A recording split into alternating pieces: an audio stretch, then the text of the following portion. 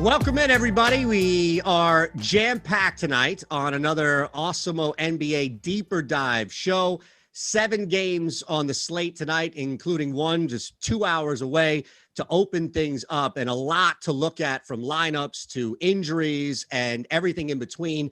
Make sure you are subscribed to everything we're doing here on the Awesemo YouTube page. You don't want to miss anything as we lead you up to lineups that are locked tonight. You want to make sure that you're subscribed, you hit the notification bell and everything that comes from it so you never miss a second of what we're doing here. Why you came?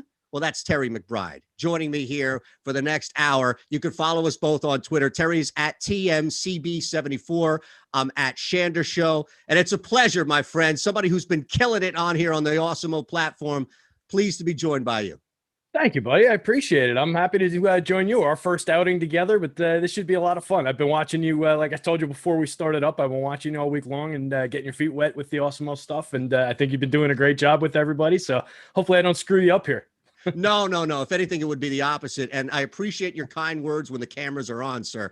The check, the Venmo, whatever it is in the mail. And we both get to talk about our teams tonight as well. First time for me, at least, that we've had the Sixers on the slate. And your Knicks, dare I say, upstaging the Nets, maybe a little bit. How do you look at this big slate tonight? 7 games, just kind of an overview, Terry. It's interesting. We're still waiting on a few pieces of news. We've gotten a few pieces of news, some of it a little unexpected in San Antonio. So that's going to change the shape of the slate in some interesting ways here. So I'm still kind of absorbing some of that. But we've got, we were talking about it before, we've got basically the full complement of Philly, which ought to be interesting on the other side of that matchup. What the lack of any talent on San Antonio's side means for Philly and the length at which they're going to stay in the game and the degree to which they might blow this team out is up in the air now. But I think it's just an interestingly shaped slate in terms of who's on the top of the board by our optimal lineup rate. We've got a couple stars up there, but we've got a lot of guys from the mid-range that are showing significant value, and some of the stars that you would expect. Like some people were asking me about LeBron earlier before the show, and AD and Chris Paul and Joel Embiid. Like a few of these guys are not ranked where you might expect them given the name recognition, the star caliber, as we do these simulations for the slate. So it's just really interestingly shaped the way that pricing and positioning breaks down tonight. Well, speaking of that, right, the first game that's going to open up the 7-game slate for us tonight, and tonight's show was brought to you by No House Advantage. We'll tell you all about that throughout the program, the Awesemo Hall of Fame, and some other great things we're doing on the Awesemo platform. So let's look at that, Terry, because you have 2 big storylines really with with Boston coming into this game, and that's Jaylen Brown's availability and somebody else trying to duplicate a 60-point performance in Jason Tatum. And I'm staring at his value, at least on DraftKings, at 9,900. I wonder if just Tatum himself in this game, if that's appealing enough, knowing that it's difficult for anybody to follow up that level of performance. Yeah, I mean, that was a monster game. I think it tied the Celtics all-time scoring franchise record at 60 points. Or maybe that was just in a specific scenario, but it was up there in Celtics history. So, I mean, just a hell of a game out of Tatum. That was an overtime game against San Antonio where they came from behind and stretched it out. And he really just had a dominant performance. Jaylen had an off night alongside him that night, so he was kind of picking up the slack for his teammate as well. Jaylen went like 4 for 25 from the field that night. Had a rough game. But in general, in Kemba's absence, they've both been pretty excellent. So depending on, obviously if Brown's not on the court, you don't want to be playing him. And that would give Jaylen another bit of an uptick. But I think if Brown is out there, they're both pretty much in play. Neither one would stand out as like a really, really strong play outside of the leverage mark that we have on Brown right now, which I think is largely created from the questionable status. If we get firm news, yeah, Brown's going to be out there full run. He's a full go. I expect that ownership will catch up awfully quick. But I think they're both in play alongside Marcus Smart there. The guy for the Celtics that's kind of more of a question mark for me, just based on the usage he's been getting, is Evan Fournier. I know he ranks out well for us given the pricing, but it's just he has not been getting much focus, much attention in this offense. If Brown is out, I expect that'll change. He'll have to do something. But right now, assuming Brown is in, it becomes dicey even at 4,700 on FanDuel, 53 on DK with multi-position eligibility. I just don't love it. And I think people are going there a little bit more than maybe they should be. Yeah, and I wonder his price point in Fournier right now, 5,300 on DraftKings. Really, you've got 30-plus fantasy points twice in the last 6 outings. And I wonder how much of it is worth it of a price point to take that risk. Again, assuming that Brown is out. This is on the assumption, let me be clear, that Brown is out, versus maybe that's a little too much. Maybe that even at 5,300, that's a little too much if you're expecting 20, maybe 22 type fantasy points from a guy who's probably going to get 5 to 10 points less than that. Yeah, and it's, just looking at what I wrote about him in the deep dive today, which is free all year long, by the way. He played over the last 3 games. Keep plugging. Over the last 3 games with Kemba out, he's played 29 minutes a night. He's averaged 7 real points per game, only seeing 13% usage. He's got a 6.5% assist rate, a 15% rebounding share since joining Boston. He just doesn't do a lot in terms of where else he's producing other than scoring the basketball. And if they're not giving him the basketball to score, it's going to be dicey. It's going to be difficult for him to put up the required marks. So that's one to monitor. If Brown comes out, like I said, then we'll have a little bit more confidence in Fournier. And 5,300, if we're expecting him to be the Evan Fournier that we've known since he was in Orlando, then I think it's okay. Like, that's not a bad price for a 0.93 fantasy point per minute guy, which is his mark for the entire season, including the Orlando stretch. It's just that's not what he's been producing for the most part since joining Boston. So tough spot there.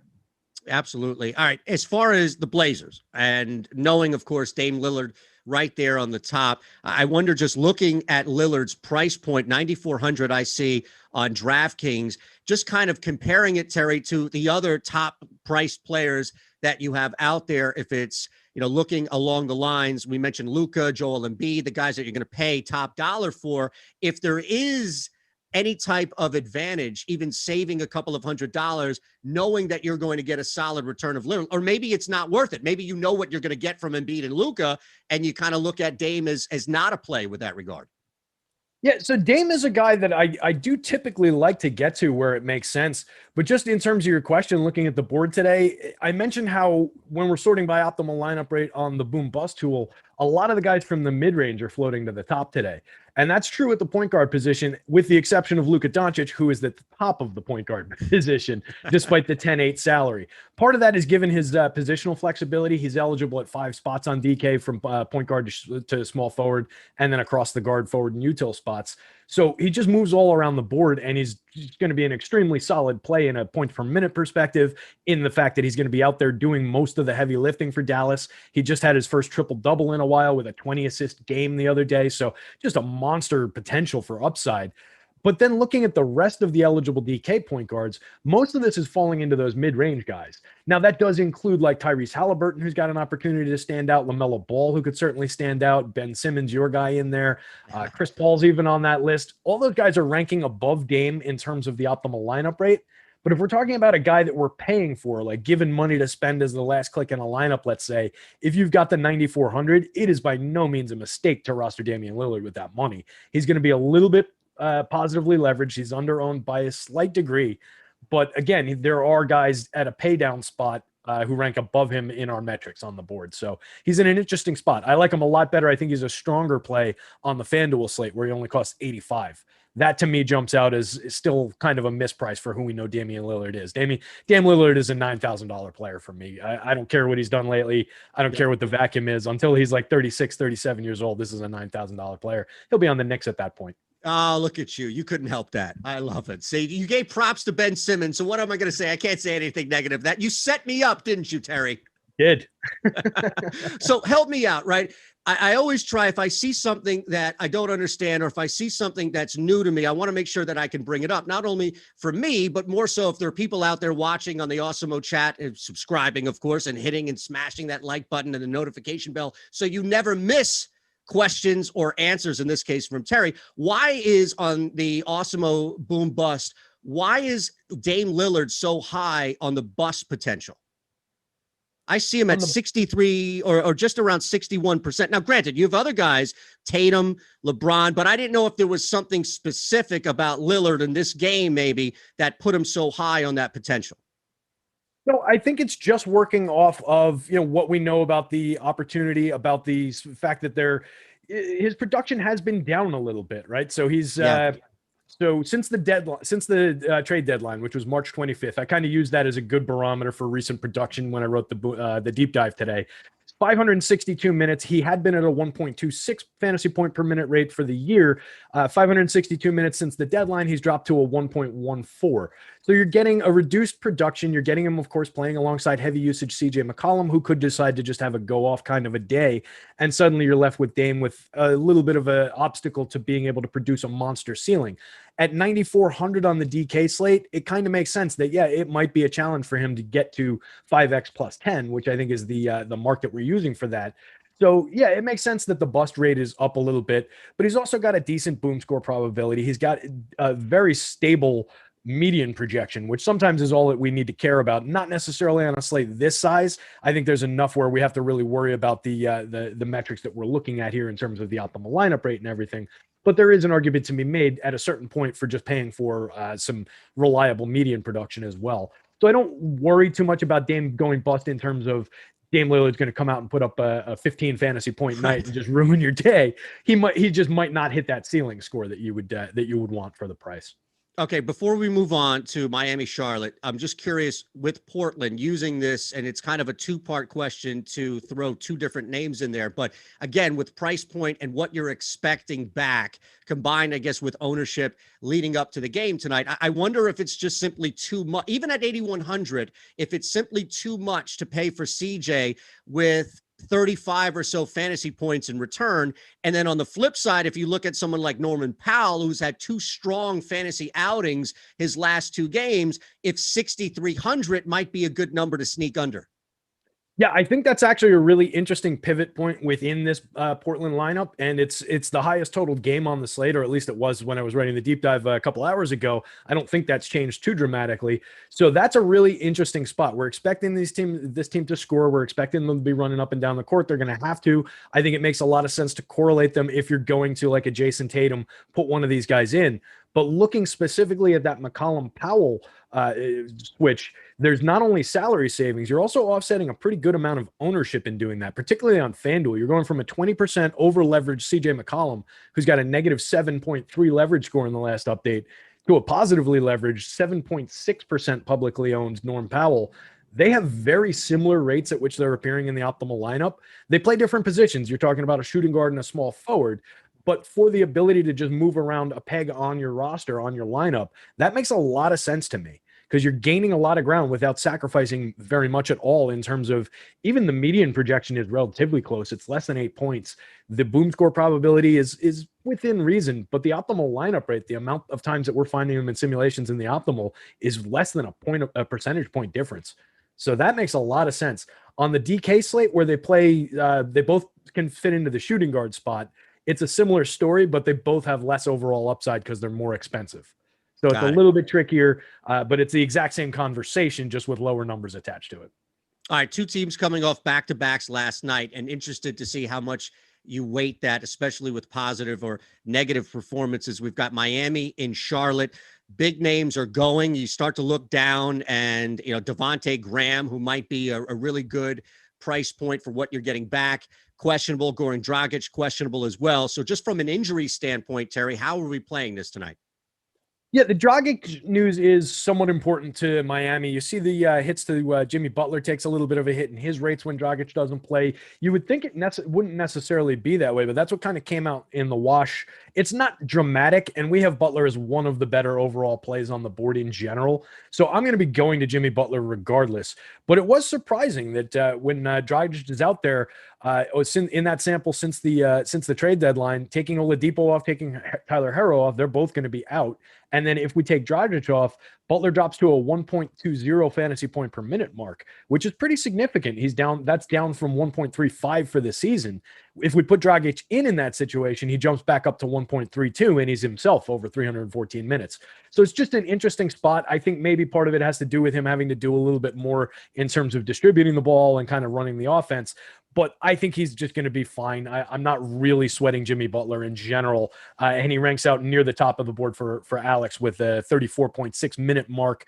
9,800 on FanDuel, I think, is fine to pay for him. 9,000 on DK, I think, is fine to pay for him. You're not going to get yourself in trouble rostering Jimmy Butler here, regardless of what his teammates do. And then we just saw Duncan Robinson.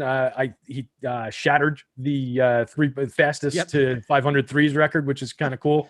That was a big difference from, I didn't realize it was Luka who had been the belt holder going in, but he got there like 30 some odd games, I think, faster than Luka, which is, that's impressive. That's a big difference. So I think he's in play as like a moving piece on the boards. He's fairly cheap on this slate.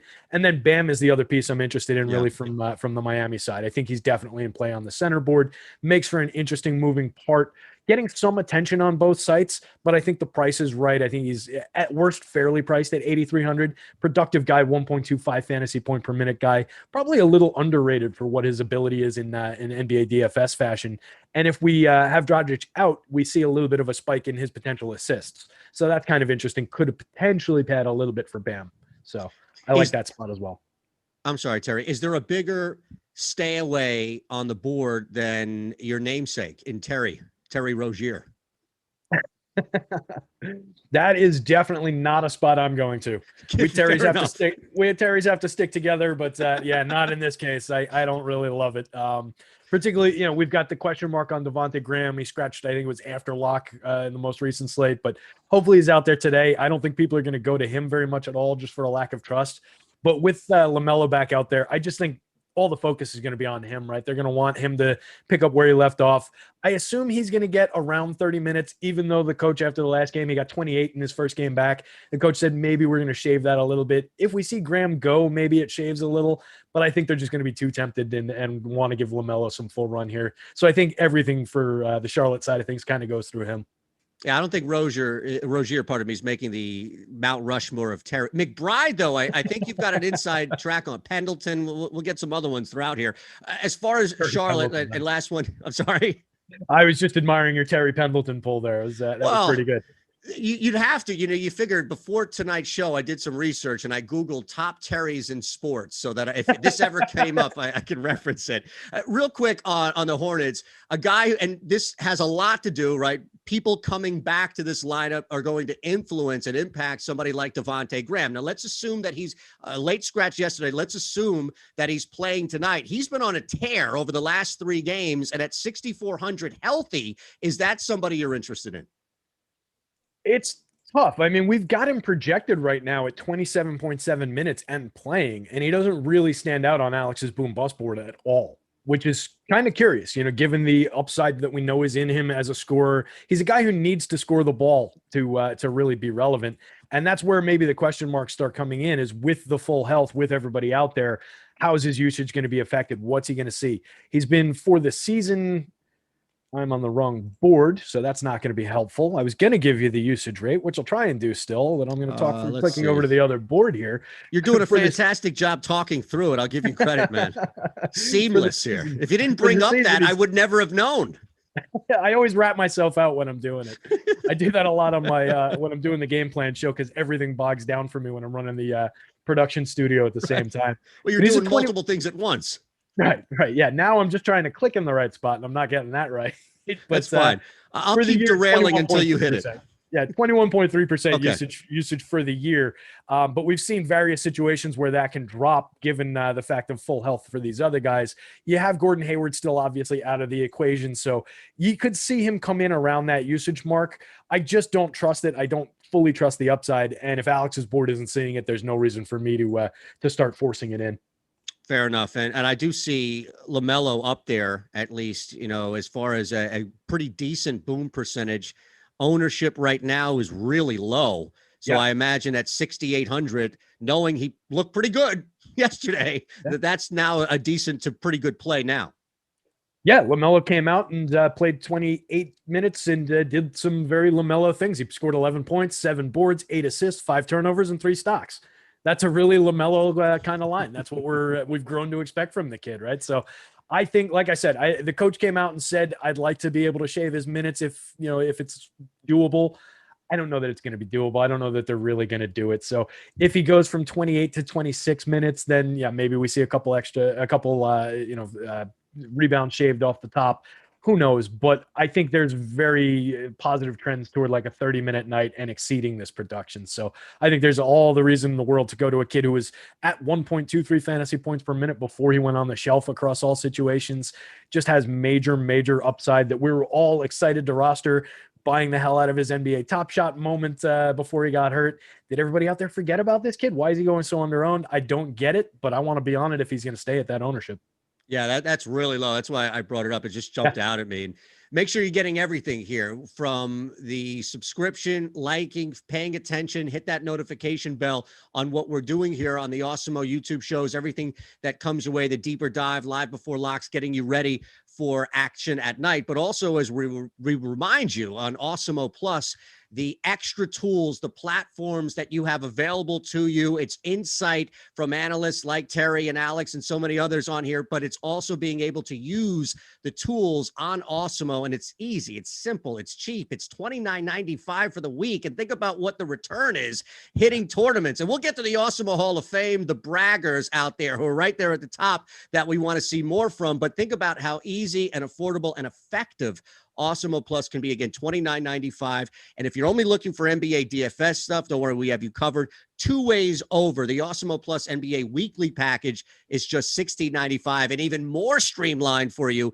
is the $4.95 NBA weekly express package. And that gives you full Awesemo Plus access, NBA showdown, single game contest, everything. It's awesemo.com, but it's also Awesemo Plus. All right, we've got one more game, and then we can get into our squads here, if that's all right. Knicks, Houston. We'll even do the Knicks first, if that makes it better here, okay? All right, now you're talking. Now I'm in. See, I'm just trying to appeal to you. I'm buttering you up for when it comes to the Knicks. Trust me. All right, so Kristaps Porzingis out, and we knew that as far as yesterday, out for these 2 games. I'm not sure if that changes your approach. We also have Luka right there at the top, where maybe Joel Embiid would be the other name on the slate that you would contemplate playing over, knowing the return you're going to get with Luka. So let's start with Porzingis and the injury factor, Terry, first, and how, if at all, that really impacts a play on the Mavs.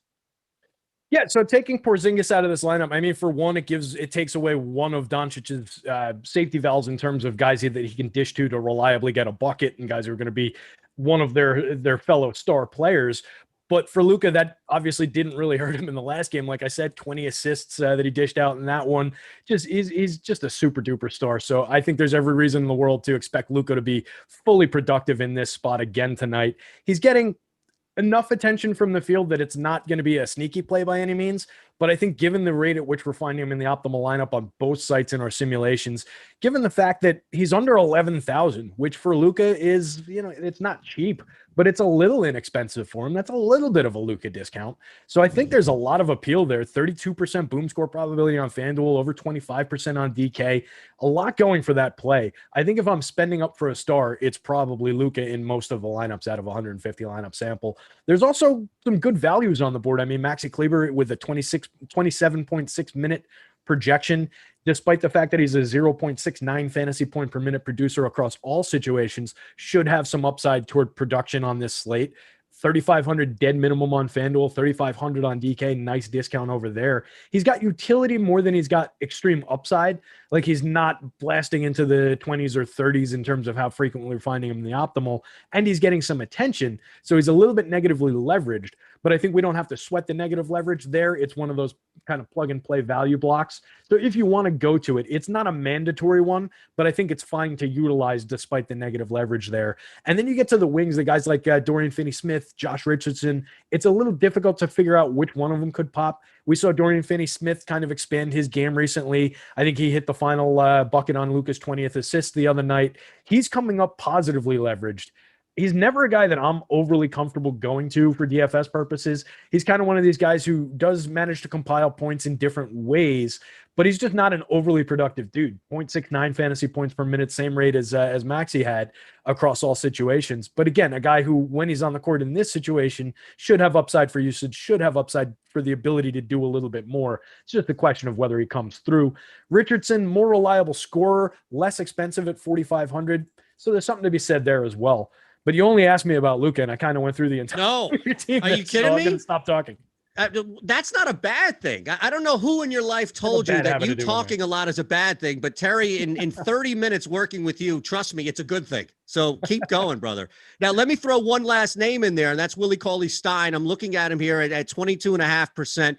on the boom percentage on Alex's boom bust probability, and he's so super low owned at 3,100. I just wonder if there's any thoughts at all, knowing Kristaps is out, that you could get something. And I guess this is really contingent on his minutes. If you look at him playing a consistent amount of minutes, he's going to get you 18 to 25 fantasy points. But if he's not putting minutes out there, then you better stay the hell away from him. Yeah, that's it. And that's what it's always come down through basically throughout Willie's career. It's just how much is he going to be out there? He's a relatively productive guy.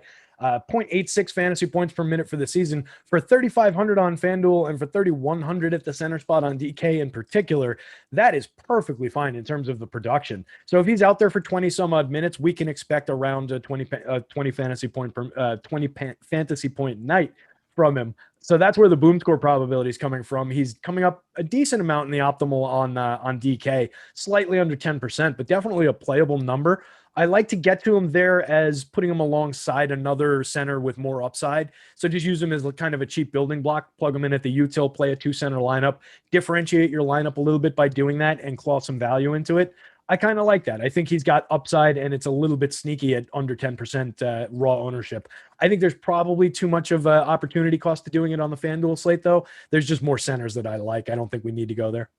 All right. Well, Harrison Barnes, we know the name questionable for tonight on the other side of it. I have to give Lofty a shout here because he put me on to the Halliburton props, and he has been paying off like gangbusters because the books haven't caught up to his numbers yet. So let's start there, kind of factor in the injury concern with Barnes tonight, and also a kid like Halliburton who has been coming on really strong and once again came through for me last night or the last time out on that individual prop. Nice. Yeah, he was I'm pounding Halliburton, man, until he proves me wrong.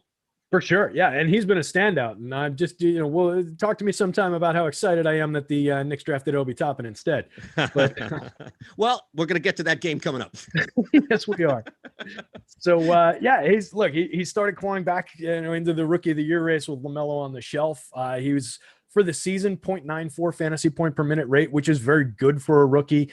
Since the trade deadline, games without De'Aaron Fox, who's going to be out tonight, that jumps up to 1.02 fantasy points per minute. So has been very productive and has been coming on strong, has had outlier games with significant production. If we see Harrison Barnes out, another productive guy out of the lineup here for the Kings, yeah, he could definitely spike an upside game. He's showing that in our boom bust table right now. He's one of the higher ranked players at point guard and shooting guard on DK for 7,300. Shooting guard only at 7,600 on FanDuel. Doesn't really matter where you're putting him or what price he costs on this slate. He's showing some upside. The public's there a little bit more. Well, it's around the same mark, but it's a little bit more negatively leveraged, I should say, on the DK slate than it is on FanDuel. You're getting him a little bit more positively leveraged, but I don't really sweat the ownership on him here. I think he's a nice option to plug into, probably more than I use the term mix and match for those guys that I'll just swap in and get what I get of them. He's above that, but he's kind of maybe a tick below like a really strong go-to play for me. But he's firmly on the board. I'll have a lot of them. I wonder, and I even saw on the chat, so I don't want to steal, it was Stephen Leibowitz mentioning how Buddy Hield is averaging more fantasy points per game, at least, than Halliburton. And I'm looking at Hield and Holmes and a couple of other guys here. And we mentioned, Barnes first, Barnes and Hield. Let's look at that. Let's assume Barnes is playing tonight. I don't know. And this is my initial reaction to it. So that's why I throw it to you to maybe either say I'm an idiot or there is something here, which you are free to do both, mind you. Barnes and Hield at 7,300, 7,000 respectively just seem a little too high on DraftKings. I sense I'm an idiot coming. No. It's not that. It's more my trepidation about wanting to say anything positive about Buddy Hield, to be honest. He's I know he's that's what I'm saying, right? I think that they're too highly priced to play. Yeah, and I'm agreeing with that, but like there is something to the point that was brought up to start the question. He has been at a 1.07 in games without Fox over a 194-minute sample since the trade deadline. So the production has been up. It's been there. He was at 0.85 for the full season. So he has made a jump in that sample since the deadline. I just don't trust Buddy Hield as far as I can throw him. It's just, maybe it's a bias play for me. He doesn't rank out well on the board in terms of where he's priced, to your point, despite getting multi-position eligibility on DK between guard and forward, so 5 different spots. He's still only around 10% optimal. under 10% boom score probability on the DK slate. Yeah, I'm with you. I think that's too much to pay for him here. If he was priced at like 6,000 on DK, I think he'd have a lot more utility and be a lot more interesting. All right, with Knicks, Rockets, we've got the Sixers, Spurs, a couple of more games on the slate. Our sponsor today, as mentioned, No House Advantage. We're offering props, player prop contests across sports from basketball, baseball, the NFL, PGA, even all for cash prizes. It is the exclusive peer-to-peer fantasy sports platform, and it levels the field. It makes it easier for you to win what we all want, real cash compared with the traditional DFS sites. Over 500 player props offering No House Advantage. It's the largest provider of player props in the industry. We know it. We've done the research. It's No House Advantage, and you can use our promo code. All users, both new and existing, will receive a $25 match deposit. Just use our promo code Awesemo, AWESEMO. And we continue to remind you each and every time we're out here for shows, especially shows as we lead up to lineups locking in about 90 minutes or just before that. You want to subscribe. You don't want to miss what's going on. You don't want to jump in 30 minutes late and on the chat saying, hey, Terry, did you respond to this early? And then we have to stop everything and go back, which we will, don't get me wrong. But, we don't want to upset Terry on my first show with him. That's all. Yeah, we take time out every show to remind people that YouTube does have a rewind feature. So if you missed something, you can go back. But hit those things and get the notifications so you don't miss a thing, and download the podcasts for the shows that you do miss in the mornings, the strategy show, all those different ones. They're on every podcast network. And Hey, speaking of No House, just real quick, you mentioned how you've been profiting on those Halliburton props, right? So that's a great example. When the market changes, particularly on No House Advantage, those come out in the morning and those don't get updated. So they just stick with whatever plays. If a guy doesn't play, he's not on the board. So you don't want to grab a guy who's not playing and take the under. That's not going to score you any points. But a prop, if a guy comes off the table, like we had major news in San Antonio, none of the San Antonio props would have changed based on that. So like Jakob Poeltl, right? Yeah, so they leave those props alone. So you can jump in and take advantage. So with our projections, you see that a lot where something will jump to a 99% probability. Other people out there aren't necessarily thinking that way. We're giving the projections, we're giving the optimal lineups, we're giving this stuff away. It's a really great site to take advantage of. It's a lot of fun. That might be one of the best selling points I've heard for No House Advantage, and really anybody doing this, but nobody's doing it to the level of NHA, which is movement doesn't influence the number. Whereas, in betting, that's what kills you. That's why it's like the stock market. The value is gone by the time it hits us. So if something like that is locked in for a player prop and you can get in before all of the people start jumping in, then it doesn't even matter at that point. Technically, it doesn't matter. You could wait even, unlike a player prop on a sports app, for a betting app, for example. That's really, I didn't know that. See, I learned new things. I'm not just learning about the bust potential here. I'm learning about No House Advantage as well. All right. Now, this is the moment you've all been waiting for. Terry McBride gets to talk about his New York Knicks with a glow that we haven't seen from Terry talking about the Knicks in 25 years. There's no more Bernard King ain't walking through that door. You've got Julius Randle. You've got a squad. Even the owner is out of this. So let's look at this game tonight, because Houston is absolutely miserable. I got killed. Speaking of player props, rolling out with Christian Wood last night. So we'll get to him in a second, but let's start with the road team. Let's start with the Knicks, and some obvious looks here where you don't have many injury. We won't mention Obi, I promise, but let's look at the Knicks right there at the top. You've got Julius Randle, but again, we've talked about Luka. We've hinted at Joel Embiid, who we'll talk about next game. I just wonder if this is too much money for Julius compared to what you can get for the other guys at the similar price point. Yeah, so it's a high price. We're seeing 10K Julius Randle on DraftKings again. The market kind of rejected it the last time he got over that number. He came back down into the mid nines, and but he's just been remarkably productive all season long. So particularly on FanDuel, where he's 9,700, I think it's a good price for him. It's probably around fair. Like we're paying a premium to get to him, but I think at the position, he's one of the more productive options that we've got. And he looks like he's coming up a decent amount of the time in the optimal lineup, even with significant public weight on him. I think it's a spot where there are pivots available, but it probably makes sense to get at least with the field on the Randall play on FanDuel. On the DK slate, he's coming up less optimal because he's more expensive against the lower cap. He's got the utility between power forward and center. He's on the board, but a little bit less so because he's also over-owned over there, and it's a little bit more of an extreme leverage position where he's not nearly as optimal. You're talking about a 10 percentage point difference between the two sites and similarly negative leverage. So the price is kind of impacting the play on DK. I'm not saying don't play him, but I'm saying maybe we undercut the field on DK by a little bit. Like if the field's at 25%, you want to come in, 18 to 20%, get to some shares of them, but give yourself a little bit of breathing room and go in a few different directions, maybe come in 15%, get a little bit more breathing room. I think that's viable. I think that makes some sense. But he does look like a standout play. I mean, he's got tremendous potential for upside. He's had a great year, 35% assist share on the year, which who knew? Like, he had the reputation of being a capable passer, but now he's a willing and capable passer and just loving it. Leads the team with a 28.1% usage mark for the season, despite that monster assist share, 29.2% rebounding share, averages 24.1 points, 10.4 rebounds, 5.9 assists. He's excellent. He's been great all year long. I love that he's on my team. I love that he decided to have his breakout here. I hope he continues it and we can actually build around him. I'm a little worried that it doesn't continue for the future, but we won't say that out loud. But yeah, I like the building blocks my Knicks have. I think if you get Alec Burks tonight, he could be interesting, but I think we still got a little question mark on his availability. 4,100 is a great price for a guy who's been productive all year long, though. So if we see the minutes projection jump from, we've got him at 19.6 now. If we see him jump into the mid-20s, I think he's going to be super viable for that price. And then RJ's on the board. I think RJ's on the board is an interesting piece. The question mark with him as well is about the ownership, though. 6,500 probably the right price for him across both sites. He's been another kid who's really taken his game up. He got a lot of crap for not being a great player, and it was 1 year. He had a few moments in his rookie year, but was a little bit clunky for things like 3-point shooting percentage. He's at 39% for the season from three this year. Ooh, we got a player on our hands. Yeah, that's so really I really impressive.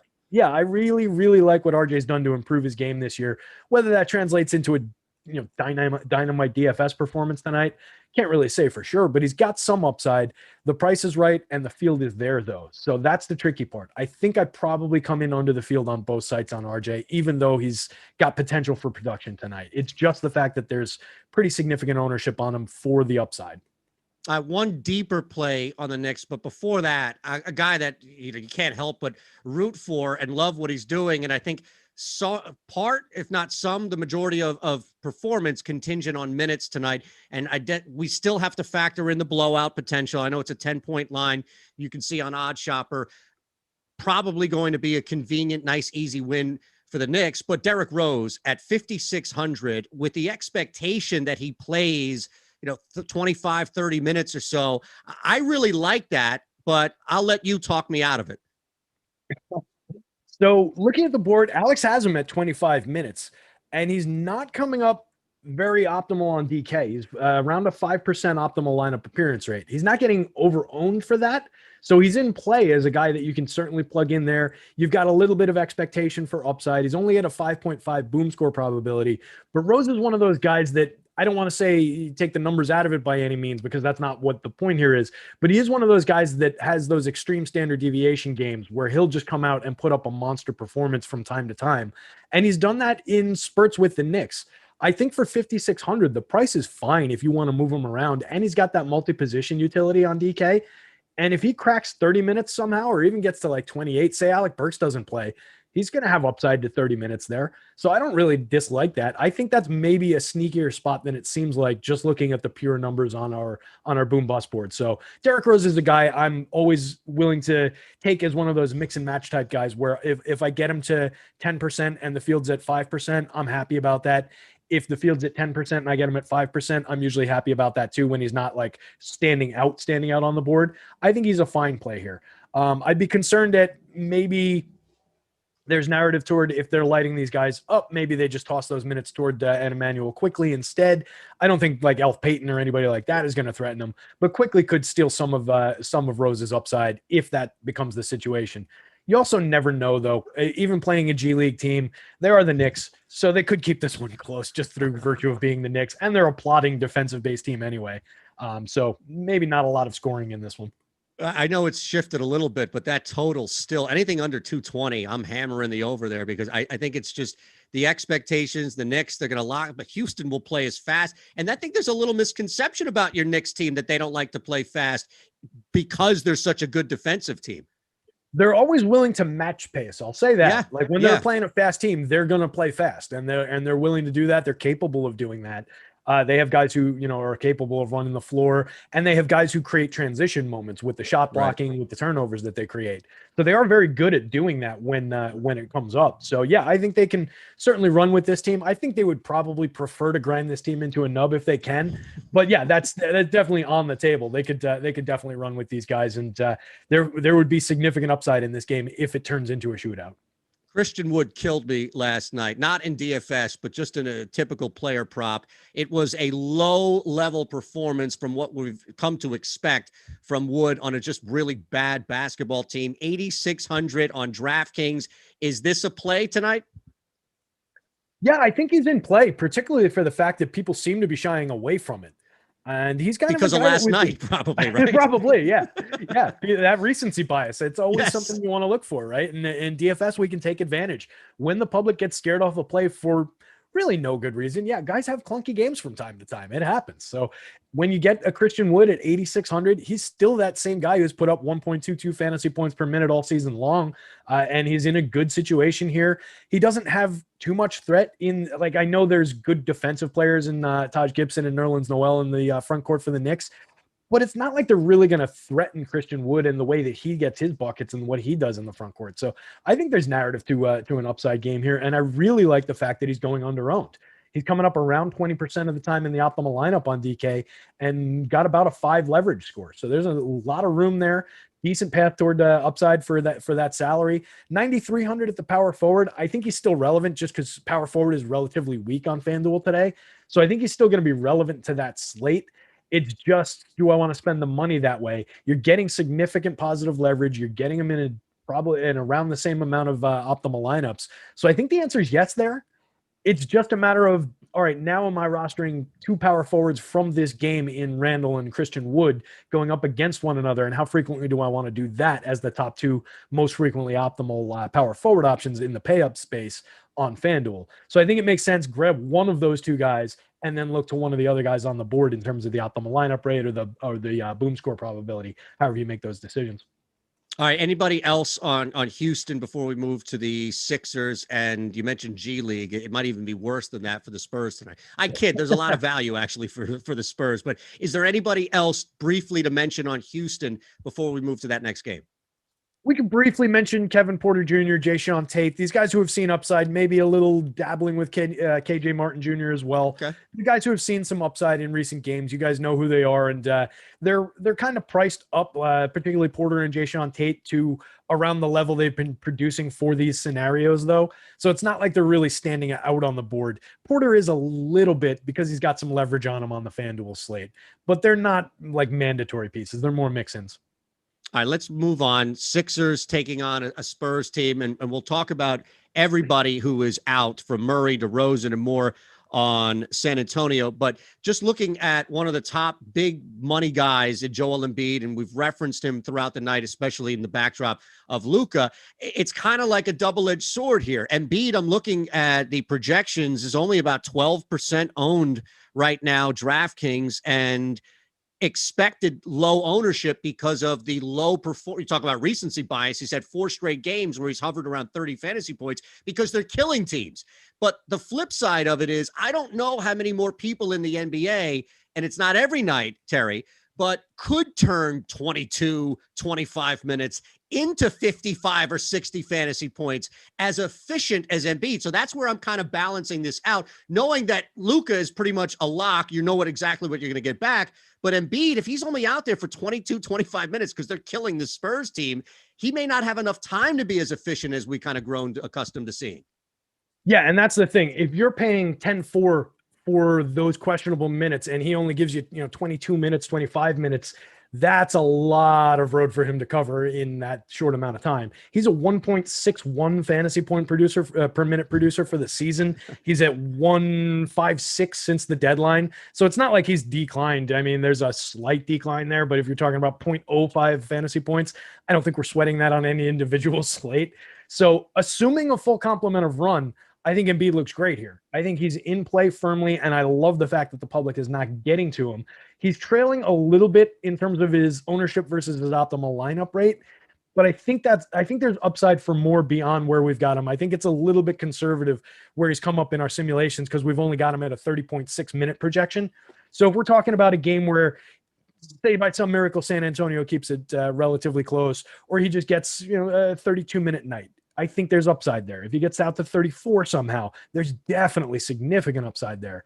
If we start shaving minutes the other way, like you said, yeah, we get concerned around the pricing. But I think there's room to play with this one. 9,800, I love the price on the FanDuel slate. I'm willing to take some shots with Joel Embiid, even at a little slightly negative leverage when he's coming in under $10,000 in this matchup. I think we can get there.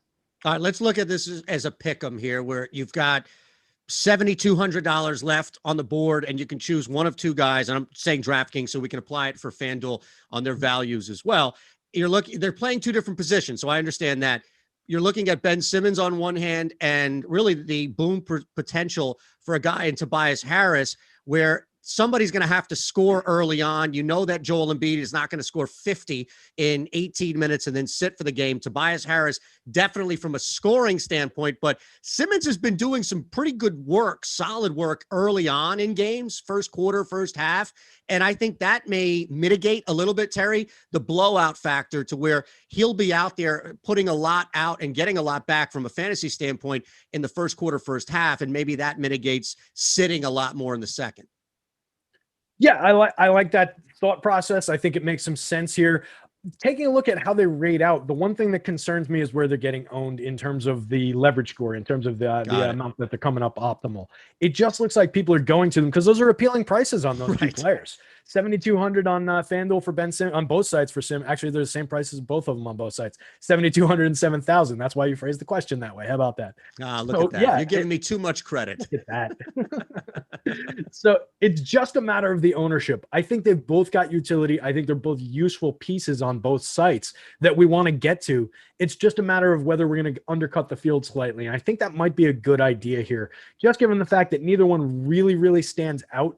They're priced low for them on name recognition, but on what they've done, like since the trade deadline, they've been around their 1.6, 1.16, 1.14 for the season, and they've been around that. Simmons is 1.12 since the trade deadline, and Harris is at a rate that's not coming up in front of me immediately because I'm searching probably in the wrong spot for it. But he was at 1.17.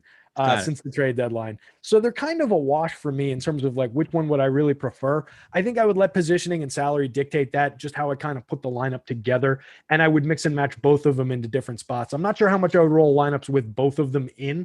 I think I would look to go to one or the other, particularly since both are negatively leveraged. Real quick, I just wanted to sneak him in there. And again, this is a low cost and there's a risk. It's a pretty big boom bust, but someone like Dwight Howard, who's going to play a lot tonight, even if this is a close game, which I can't imagine for the life of me it would be, and I'd be pretty upset as a Sixers fan himself. But I'm just curious if Dwight Howard at 4,400, around 21 fantasy points per game, has any appeal at all. Just real quick on that, Terry. That's all. I mean, it's interesting if we want to speculate him out to like 20 some odd minutes in that scenario where Embiid sits and they're letting this team up, then yeah, I think there's certainly production there. 4,400 is not a big price to pay. It's not projected out that way. Alex has him under 15 minutes right now. So that's why you're seeing him, if you're looking at the boom bust, as not rating out great. But he's a player who would accelerate rapidly up that board, 1.19 fantasy points per minute for the season across all situations. So he would take a major jump if we change that projection to even like 22 minutes. He would become pretty relevant. 5,500 on the FanDuel slate, probably not the same story given the opportunity cost, but 44 on DK where you can put him alongside another center. Absolutely. I want to make sure I'm reading this correctly here. And it makes sense because the top three guys on Alex's boom bust probability for tonight are all Spurs based on what's happened with the injury stuff. But it looks like for a guy in Drew Eubanks, who's sitting at a 65.3% boom and only a 5.1% bust, even at 58% ownership, you're almost obligated to play him tonight. Yeah, Eubanks has become on this slate one of those guys that I talk about on shows, and I use the term fundamental building block because that's what he is, particularly on DK at 3,200. He can, as long as he doesn't walk out there and trip over the sideline, he's going to make value at that price. He doesn't need to score a single point. He's just going to be out there, a big man. He's going to have the ball fall into his hands, rebounding enough times to pay that off. That's a little bit of hyperbole, but not much. He's coming up in the optimal simulated, probably needs to rerun since the last time I updated this, but you can play the hell out of that 65.3% boom score probability, even if he gets into negatively leveraged territory. I make the suitcase analogy for this a lot of the time. Picture a suitcase, you got a ton of items on the bed. You can only take 9 of them. You got to throw them in. They're all varying sizes, right? A travel size toothbrush is both mandatory for when you get to the island you're traveling to and very easy to fit into your suitcase. Drew Eubanks is the travel size toothbrush on this slate. Put him in your suitcase. Wow. I've never heard that before. Not only am I going to steal that, but I'll credit you for that on the multiple things I do. That is genius, my friend. Wow. All right, so let's look at that. Walker, we know. Mills, these guys are right there below Eubanks. Can we play all 3 of them in a lineup tonight? Given the pricing, I think you can. I think it's one of those nights. Typically 3 is my limit for where I like to go to for guys from the same team. But when we get into these extreme value plays, I get out to the point where, if there are 4 of them, which I don't know that we've got 4, but we might, then I can even go to 4. So yeah, 3, I think without question, including Lonnie Walker, including Patty Mills there, you could probably get to that. Given the just major upside at 3,500, 3,100, you're paying nothing for these guys. And this enables you to get to Luka and Embiid and Randall, lineups like that, or pivot off Randall and get to Wood for a little bit cheaper and then spend up to Luka and Embiid and somebody else interesting. It just enables you to do so much with your lineups and get to some of those upside plays. So it's not even necessarily about what these guys are going to do for you. It's just about being building blocks toward getting to other guys. I hope you and everybody else jumped in on that line when it was only 6, because I see on oddshopper.awesemo.com, where I go, where you go, where everybody goes for the latest, the most up-to-date odds. And I'm not saying that just from a DFS standpoint about how I'm saying it from all the sports betting stuff and content, from bets to talk that I do. This is the go-to spot now. And I'm so thrilled that I found out about it here on Awesemo. It's now up to 10. It's now up to 10. Which they'll still cover, but don't you feel so much better? Yeah. Yes, 6. Give it time. It's only 6:23 right now. Oh, that's true. I'm thinking we're on live before lock. Right. That's right. I forgot to do the lap right after this. That's right. All right, we've got 2 left to get to here, including LeBron James and company tonight. And just a reminder, as we mentioned bragging and how there's no humble bragging here, it's all about the real bragging going on, and we want to see it. So this is the Awesemo Hall of Fame, and this is so cool. And this is something that I'm still just amazed by, being a newer member of the Awesemo community, Terry, is just seeing all the bragging that's going on there. And then the beauty of it is when you go set your lineup and then you check the next day to see how much you won, you see right there at the top, first, second, third, everybody has the Awesemo avatar, the profile pic next to them. And that's what you do. Download the Awesemo profile pic, awesemo.com/avatar. Make sure you tweet your wins at Awesemo HOF. We want to see everything. All these big wins that we keep showing you right there, right at the top. Big payouts, and you can win a free month of Awesemo Plus Platinum. It's an amazing idea, and it's so cool to see it. And then you see it, because you don't realize it and think it's anything in life, right, until you actually see it concrete. How many subscribers, how many people in the Awesemo community are crushing these tournaments?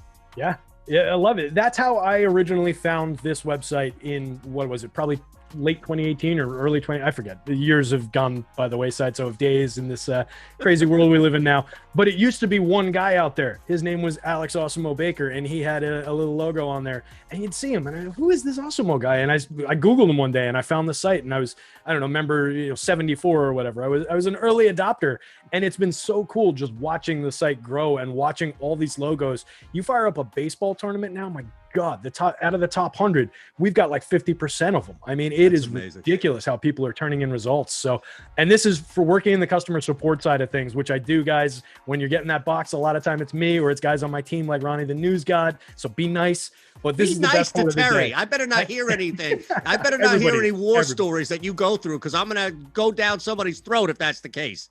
Everybody's cool. Everybody's gentle about it. But after going through the inbox, I leave these for last because it's just so cool to see all these winners and award the prizes, which I get to do. I create the promo codes and stuff. So it's just fun. It's the best part of my day in support. It's amazing. And again, make sure you download the Awesemo pick at awesemo.com/avatar. You use that pick, tweet Awesemo HOF for all your wins. We've got 2 left tonight on this 7-game slate. We'll save Toronto and LA, the late game, of course, as we wind down. This is really a one-sided affair. You talk about a heavy line. I think it's the tallest, largest line. Yeah, 15.5 I see right now. I'm surprised OKC is even showing up after what happened last night, but I guess you need a paycheck. Let's start with the obvious. Let's start with Devin Booker at the top. I only see him at 8,000 here on DraftKings, and I imagine the blowout factor is in full effect tonight.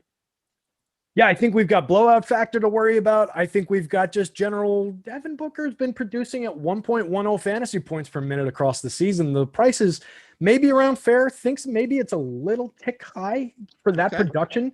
And he's over-owned, which is really what jumped out to me. He's coming in over 20% owned on DK, over 30% owned on FanDuel. He's getting a relatively respectable optimal lineup rate in our simulations, but that ownership is concerning. He's pretty negatively leveraged for a guy who's not like rocketing to the top of the optimal board. So he's not necessarily one of those building block type plays. This is one where you maybe want to make a decision and maybe come in around the field. Even if you want to consider undercutting the field, we do have a lot of shooting guard options on the board. It's one of the deeper positions. So maybe you can move a couple pieces around. You get the blowout narrative here. You get the Phoenix narrative here, with just his production's been down in general. He's their team leading scorer in terms of points per game.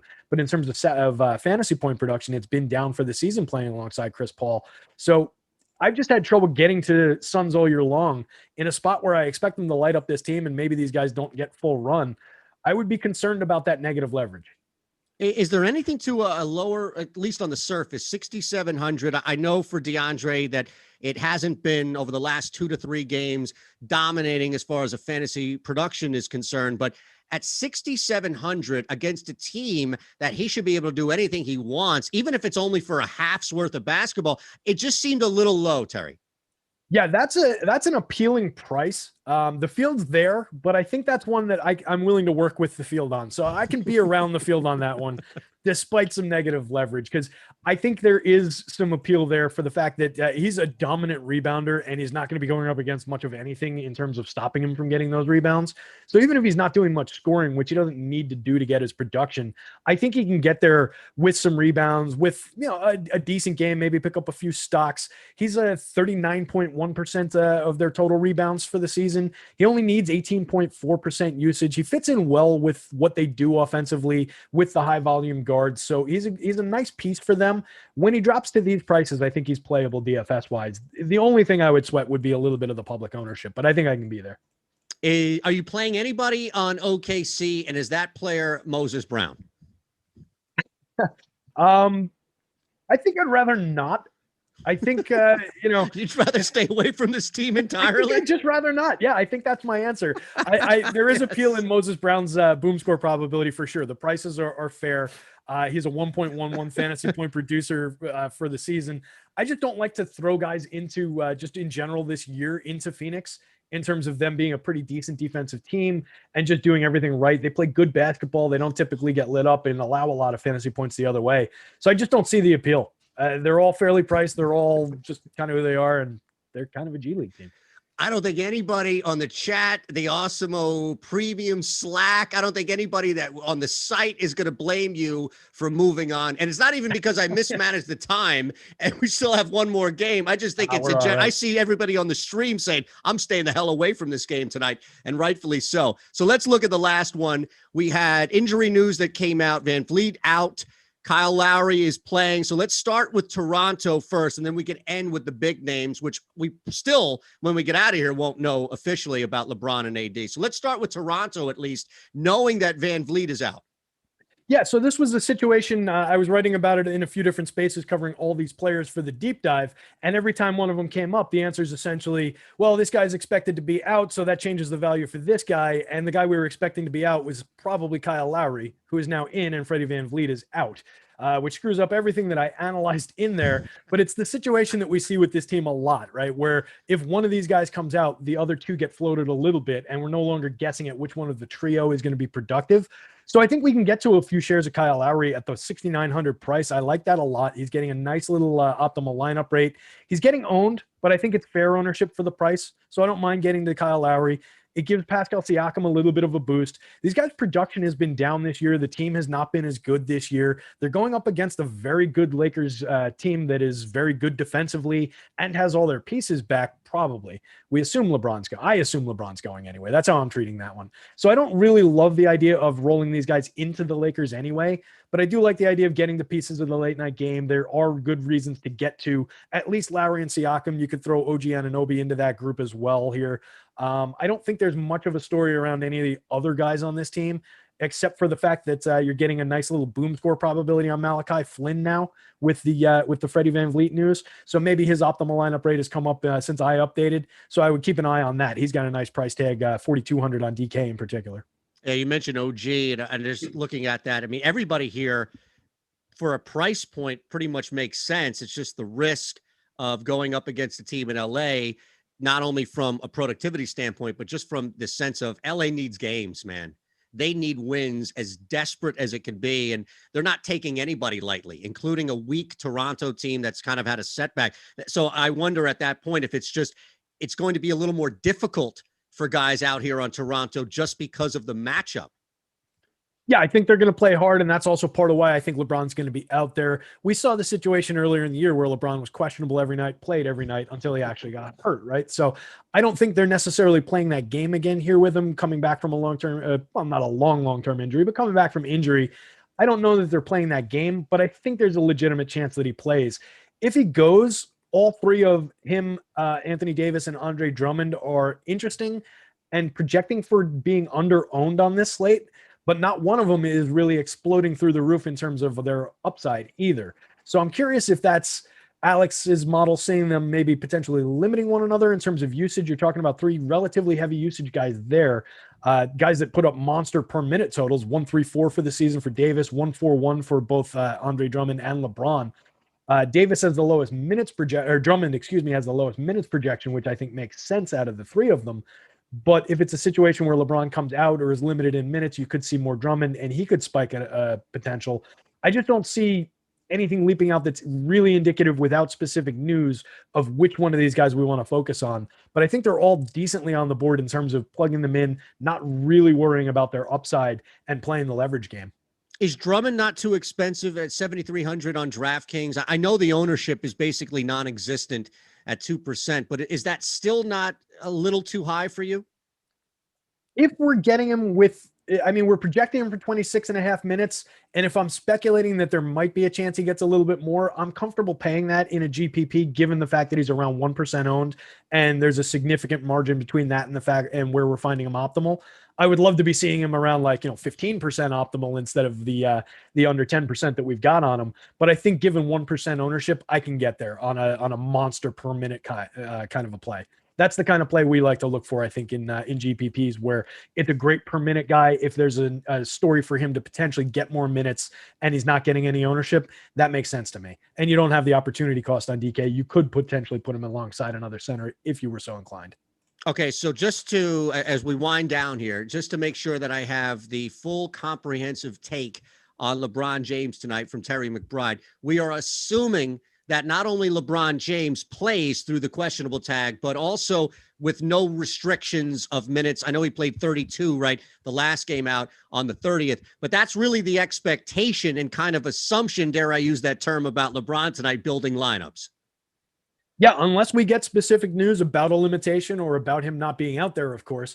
I am gung-ho about just considering him full-bore LeBron. I doubt they're going to risk him in this scenario. You mentioned they want wins, but I think they want a healthy LeBron more, particularly going into the playoffs. So I doubt they would risk him. If he's out there, I would expect a full 32, 33, 34-minute run and his usual type of production, which puts him firmly on the board. He is LeBron James. He is LeBron James for $10,000 on DK, which is cheap. $9,800. Anytime you can get LeBron James under $10K, it makes sense.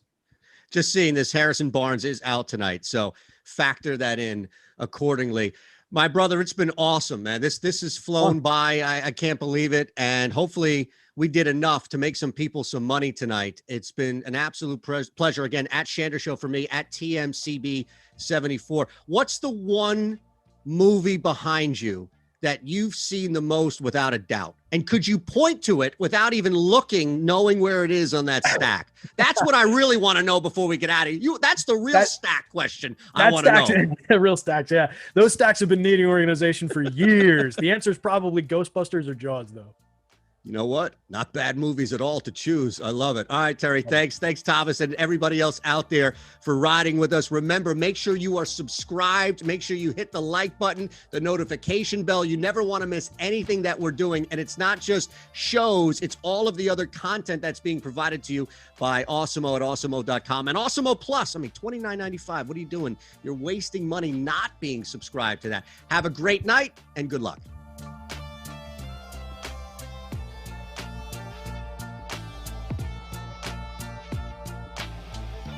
Thank you. Thank you, bud. A lot of fun. Good show. Thanks, guys. Yeah. A lot of fun. Thanks. Yep. See you guys. Yep. Thanks, Terry. Thank you, bud. What's up? Good show, boys. Hey, guys. What's up? What's up? Oh. Have a good show tonight.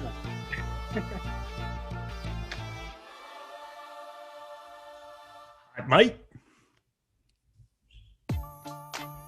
What up, Stipe? What's up, my dude?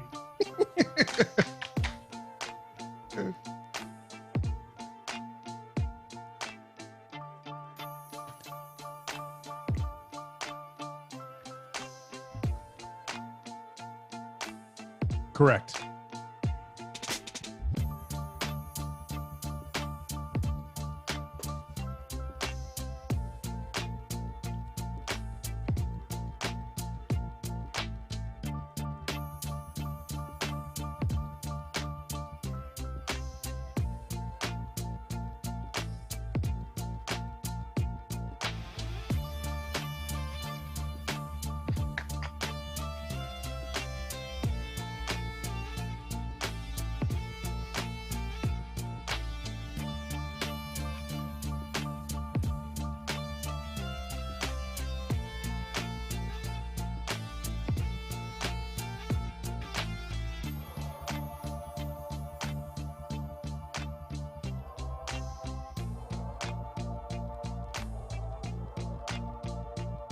Yes, sir. Yeah, man.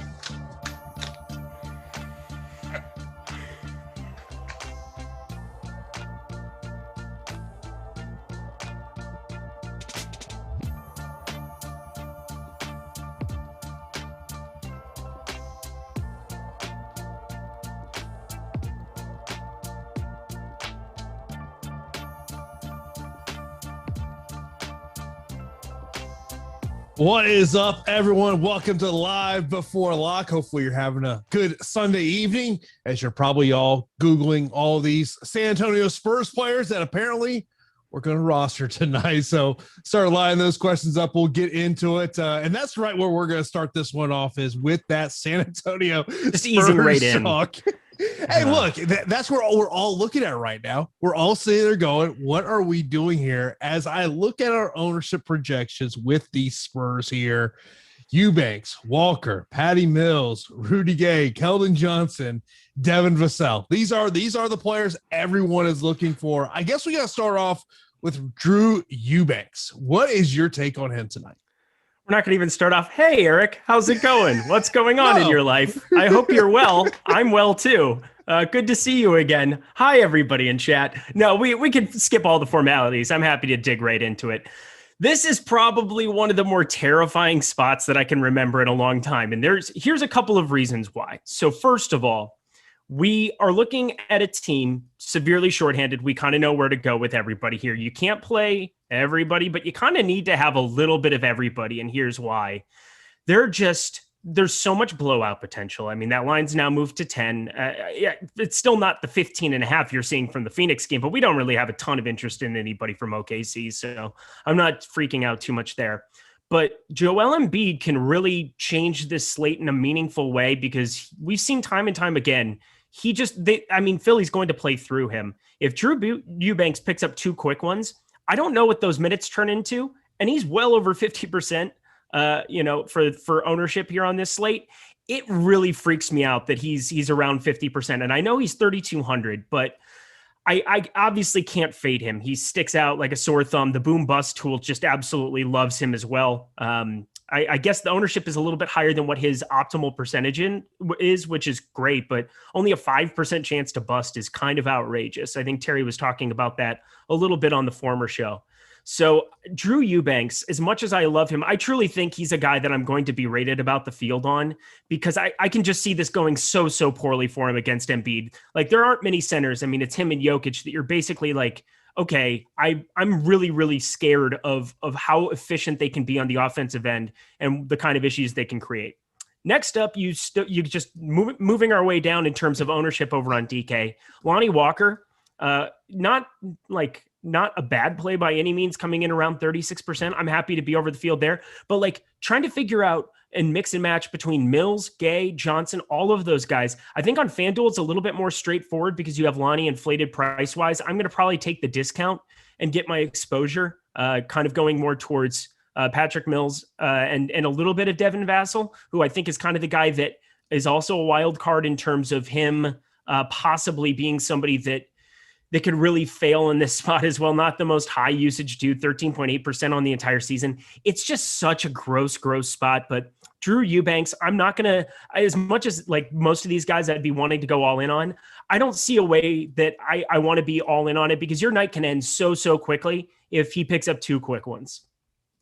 This is the thing about Eubanks, and to move over to the FanDuel side of the equation, he's a chalk play on FanDuel as well. But when we're talking about a one center position, do you want to get to him on FanDuel?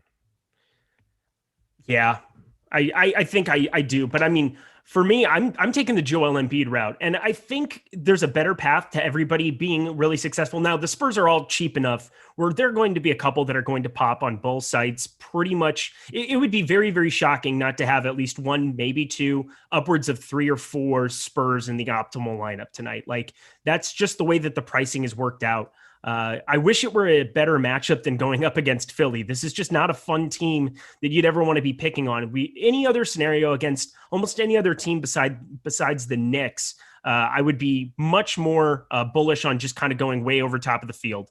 But I think tonight, Drew Eubanks over on FanDuel, obviously becoming the most expensive center, I'm going to kind of just flip-flop my ownership with him and Joel Embiid. I would rather go over top of the field, mainly because I'm going to have 2-3 Spurs. If that game does stay intact, for whatever reason, I mean, Philly's been blowing out everybody recently too. That's the other part that freaks me out, is they've been playing really well.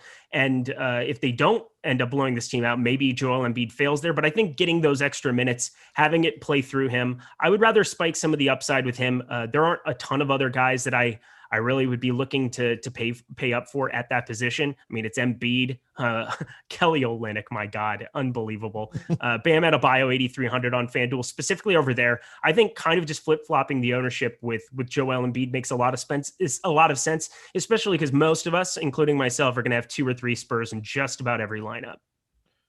Do you have any buyer beware on Embiid I know we haven't projected at 30 minutes, but I mean, look, this game has a chance to be a blowout to where Philly just says, you know what, we're up comfortably. Let's rest our guys. But Embiid could still only play 25 minutes and still be optimal. Yeah. And that's the reality of it. I don't really even know what to say more about the situation. It can obviously be a super positive. Like, Drew Eubanks can destroy this slate so quickly. He should be able to get upwards of 25, 26 minutes, which sitting around the min 3,600 on FanDuel is gigantic. Sitting around 3,200 on DraftKings is gigantic as well. A decent fantasy point per minute guy, 1.04 on the entire season.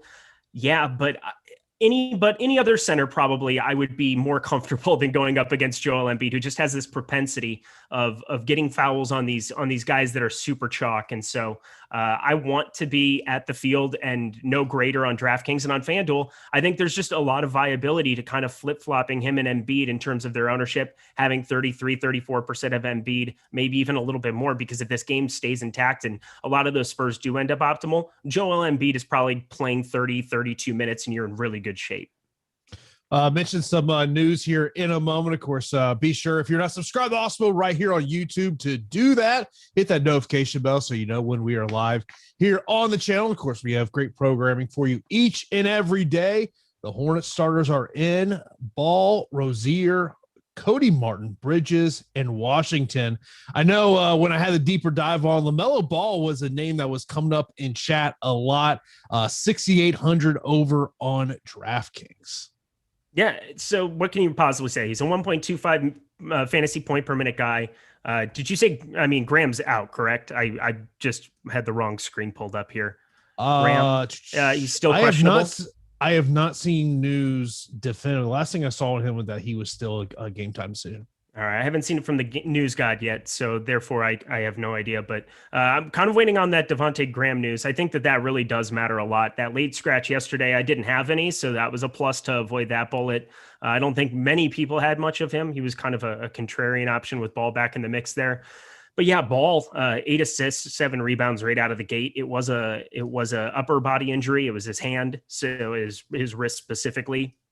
So we shouldn't be too worried about his conditioning, his ability. He's young. He's able to go back out there and play again tonight. Didn't even have to get like a crazy amount of run, 28 minutes. He was playing upwards of mid-30s, high 30s minutes there for a string of time. So I'm happy to go back to LaMelo Ball, coming in really low owned over on DraftKings, and that's kind of surprising. I think over there it's really a pretty nice contrarian option to be paying somewhat up for 6,800 on a very stars and scrubsy slate. He will kind of change up your build a little bit. On FanDuel, 61 is just a misprice. I think regardless of whether Graham ends up in or not, I really want to get to a lot of Ball there. I'm about double the field over there.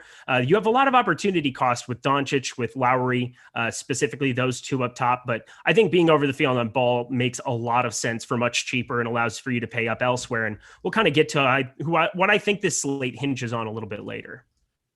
Another piece of news that we've had come in: Jaylen Brown will play. I know as I was developing some lineups, he was one I just kept looking at and figuring out that game is the highest total of the night at 234 when I did my run sheet there.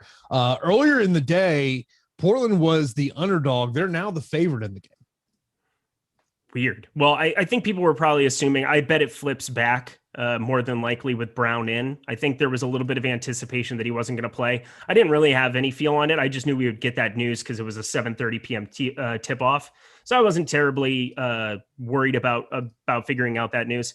I got to say that's obviously a downgrade for Jason Tatum. Marcus Smart for sure was somebody that I was probably going to get to as a tournament option over on FanDuel at 6,700, 6,400 on DraftKings, even better, but maybe a little bit lighter in that direction now. Robert Williams, I still think makes a really good tournament option at center at 5,400. I don't really have any concerns. Just a crazy fantasy point per minute guy. And now looking at the rest of the position, I mean, Eubanks is eating up so much ownership. If you go up 1,800, where if you're paying down for some of these other Spurs at other positions, there should be no issue playing other centers. You don't necessarily have to punt. That's the other part about FanDuel with Drew Eubanks is like, you're kind of being forced into a lot of the similar builds. If you're going to be paying down at center and somebody goes for 60, it's probably not going to be Drew Eubanks, letting that be known. Like Robert Williams can go for his 40, 45 plus. I know we're projecting Eubanks for right around 30, but I don't know what that ceiling is because I don't think he's going to get enough minutes to really put up a 40, 45 point outing. He would at a 1.1 FanDuel point per minute rate this entire season. I mean, you're looking at him needing 25 minutes to really get close to that 28, 29 point projection, but there's enough other Spurs that I don't know if he's going to be my priority on FanDuel today. Mentioning about the Celtics, of course, earlier today, we knew Kemba Walker is out. On the other side, Zach Collins out for Portland. Is it Dame at 9,400, CJ 8,100? Of course, those are prices over on DK, over on FanDuel. 85 for Dame, 7,500 for CJ McCollum. Do you want to get to any Norman Powell? I mean, this guy, since going to Portland, it's like, what's happened? Yeah, 0.79 fantasy points per minute over on DraftKings. It's been brutal for him. And again, I think Josh Engelman put it really well on the morning show with Rinpack. Talked about how you go from playing with a backcourt that likes to touch the ball, and then now he's with a backcourt that loves to touch the ball. Like you're going to Lillard and McCollum, and it's just a complete change of of offense and him just not being that involved in anything that they're trying to do. But that being said, I think there's viability to maybe taking a shot or two on it. It's a great game environment. I think you said earlier, highest total on the slate, sitting up around 234. I do think that that's a nice total to be getting up to. It's actually gone up a little bit from open at 231.5. They have some sharp money coming in over top of that. So I think from a game environment perspective, it's a really good spot to be on. I don't really see anything on DraftKings that I'm prioritizing. Yeah, if you told me Damian Lillard had a ceiling game against Boston, I would not be shocked. They're both playing up in pace this year. If you want to go there on DraftKings, just 9,400 and then McCollum 8,100. I just don't think that there's really a need. If you're playing two sites, if you're on FanDuel, that's where you want to be playing him. 8,500 over on FanDuel. Robert Covington's down at 4,900 there. And I think he really sticks out. And then CJ McCollum, 7,500.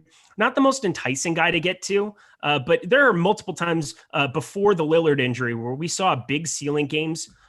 Before the McCollum injury, we saw some big ceiling games from him in spots alongside Lillard. He's been playing like lower 30s minutes. They've also had some massive blowouts of late. And that's really kind of the thing that got me on Lillard, even at like 8,300, 8,500. I was playing just a bunch of him. I believe he was down to 8K for one slate as well. They just keep running teams out of the gym here lately. They beat Brooklyn by 19. They beat Memphis by 21. They beat Indiana by 21. Those are three games that I think have really tempered expectations. And now they're coming into a close game. On FanDuel, I'm over the field on all three of them right now. CJ McCollum is probably going to come down a little bit as I run my next run of ownership here to kind of react to a little bit of some of this news with Alec Burks probably going to be out. That makes me like Emmanuel quickly quite a bit. And I think that's going to hopefully be expressed in our next run of ownership. Yeah, the report out of from Tom Thibodeau is that Alex Burke is most likely not active tonight against Houston. We'll mention we do have an update on ownership projections, so you can check that out over at Awesemo.com. It has gone down a little bit for Drew Eubanks. So, of course, if you want to get access to our ownership projections and all the great premium tools and data we have over at Awesemo.com, be sure to sign up for that Awesemo Plus weekly pass for $29.95. And well, if you just want NBA, you can get one for $16.95. Also, we have our $4.95 NBA weekly express package, gives you full access to Awesemo Plus NBA Showdown and single game contests. So stop guessing, start winning. Join Awesemo Plus today. Just go to Awesemo.com. You'll see it right there on the left-hand side of the screen. Now, the player that is at also getting a ton of ownership, well, and it's very we knew this would happen. Luka Doncic going up against Sacramento. Everyone knows about Sacramento's defense. We don't need to go down that one, but we'll mention about Luka's last game against the Kings back on April the 26th. He was 8 for 20 from the field, 4 for 12 from three-pointers, 24 points, 7 rebounds, 8 assists. Not the typical Luka game, but man, this is a smash spot for me tonight with Luka going up against this Kings team. Of course, we know no Fox. Harrison Barnes is also out. Yeah, if you're going to be playing a lot of Drew Eubanks, I think you got to also follow that with playing a lot of Luka Doncic. Not that you shouldn't be playing a lot of Luka already. Went completely nuts. 31 points, 20 assists, 12 boards last time out. Yesterday's game against Russ was just a back and forth. It was a lot of fun. They made a nice run there towards the end. And yeah, Luka, one of the most outrageous stat lines you'll see in the NBA. As you talked about, I saw that entire Sacramento game that they played on the 26th. He just kind of looked out of it to me. It was a very strange game. There was the question of whether Porzingis was going to play or not. And we've seen multiple times where people kind of overinflate what Luka Doncic might be with Porzingis off the floor. Like, inherently, you have to think it helps him out a little bit, but really looking at his rates, nothing changes. He's about the same fantasy point per minute guy. The only thing that changes is that you don't have the option of playing Porzingis. And so more people flood towards Doncic. And anytime you're on a stars and scrubs slate, having the ability on DraftKings to be able to play him at small forward, or just having the raw points idea of on at point guard on FanDuel, he just makes a lot of sense to be over the field on just about every single slate. This is no different. A good spot going up against Sacramento, dead last in defensive efficiency in the NBA. Really, really like this spot for him again on the back-to-back. The only reason you could be like, oh, he's tired. Well, he's a well-conditioned athlete. I have no issues about him being tired after a 39-minute game. He'll be just fine. He's young. He's going to go out there and hopefully put up a big one because I'm going to be right there. Craig, I'm going to get to your super chat here in a moment. But talking about the Kings, we got news a little earlier that Marvin Bagley will continue to be on a minutes restriction here. So what are you doing with, say, Bagley and Rashawn Holmes? I hate that Marvin Bagley is back in my life. It was much more fun playing basketball DFS, playing NBA DFS without Marvin Bagley in my life, because the way that Luke Walton just kind of moves them around, you just kind of never know what you're going to get. And it makes it very difficult to figure out what to do. But Marvin Bagley, 4,600 on FanDuel, 4,500 on DraftKings. I think you have to have some interest there. You take a guy like Barnes off the floor, plays 40-ish minutes. Metu, who's been in the starting lineup at the 4 here for the last couple games. I think it makes a lot of sense. Marvin Bagley, also just a good fantasy point per minute guy traditionally. Let me pull up some of his numbers here as I'm going. But yeah, right now on the season, right at fantasy point per minute guy. Hard not to like it at 4,600. You take Fox off the floor. So I was running a lot of Admore funds, a lot of NBA Wowies, taking a look at some of what happens with Sacramento when you take De'Aaron Fox off the floor, Harrison Barnes. You have a pretty small sample, but Halliburton still has well over 20% usage rate. You're seeing actually Buddy Hield, who I never ever like to play Buddy Hield, but I'm going to be playing quite a bit of Buddy Hield today too. So take that for what you will. Thanks, Rinpack, my guy. He absolutely is a Buddy Hield. He's actually an apologist for Buddy Hield because he's not good, but I really do like playing Buddy Hield today as well. When you take Barnes off the floor there, Metu, there's just a lot of minutes can kind of go to those core guys here. And yeah, Marvin Bagley, I think he makes for a really good guy to be over top of the field on in tournaments as well. Gives you a little bit of salary savings at the power forward position. I don't know what the Spurs starting lineup is, but I got a weird feeling Samanic is going to be a part of it. Kind of looking around, you would think Mills would be coming off the bench here possibly, but I would much rather be playing Marvin Bagley. I don't care what the salary gap is between those two. So just kind of letting that be known. Mention super chat we got from Craig asking about Derrick Rose as a good play now. Of course, as I look at my roster here for this game between the Knicks and the Rockets, so I color code my players that are out in red. I've got a lot of red on the Rockets, a lot of red. We only got one over on the Knicks with Mitchell Robinson. But what is your take about Derrick Rose? 5,600 on DraftKings, 6,200 over on FanDuel.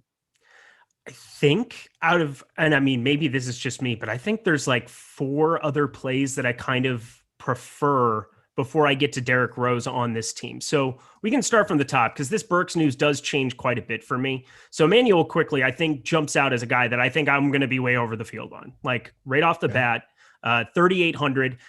When you at least give him the 20 minutes, the 22 minutes here, he's played very, very well. And actually Tibbs later here, the last, let's see, like 6 games or so, the guy's been out there, 37% usage against Chicago here last game in only 16 minutes. They ended up blowing him out though. And I think he missed a rotation there because he's been playing right around 21, 22 minutes here of late. Now you take Burks off. I think even at 21 minutes, 22 minutes, 3,800 of him is more valuable than going to somebody like Patty Mills for 5x the ownership. So I'm pretty sure that Emmanuel quickly, we'll see what that number gets to closer to lock, because right now it's under 10%. I have a feeling that that's going to go up here very soon, but I really like him. RJ Barrett also on DraftKings and FanDuel, playing him on both, really kind of sticks out to me as well.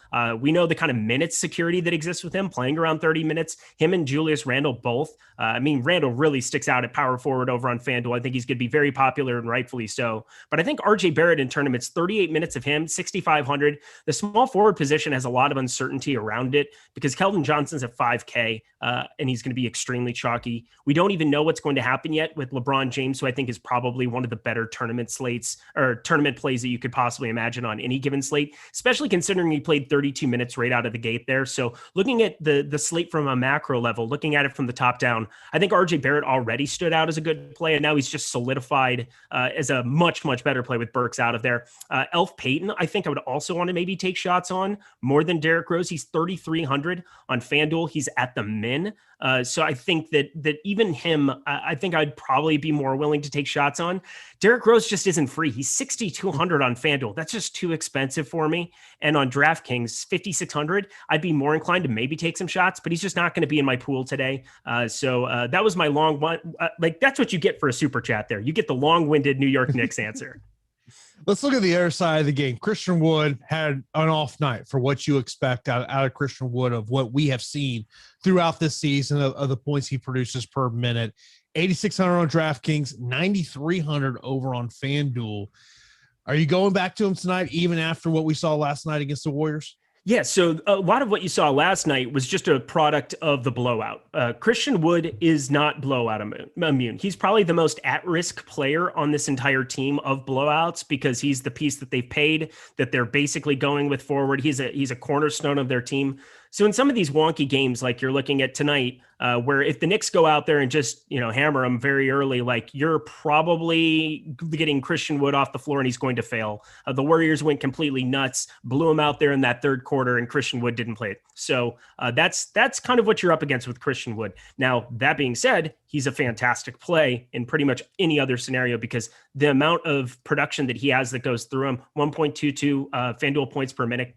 He's coming in under 20% against the Knicks. That's a product of it just being a bad game environment as opposed to a bunch of them that we have much, much better games to be looking at throughout this entire slate. So Christian Wood, great play, but know that what you're getting into. He could really sink your lineup quickly at 9,300 on FanDuel, but I'm going to be over top of the field because there are enough people. Like if he had gone for 55 last night in a 10-point loss or something, this would be a different conversation. We'd be talking about a 30% Christian Wood today.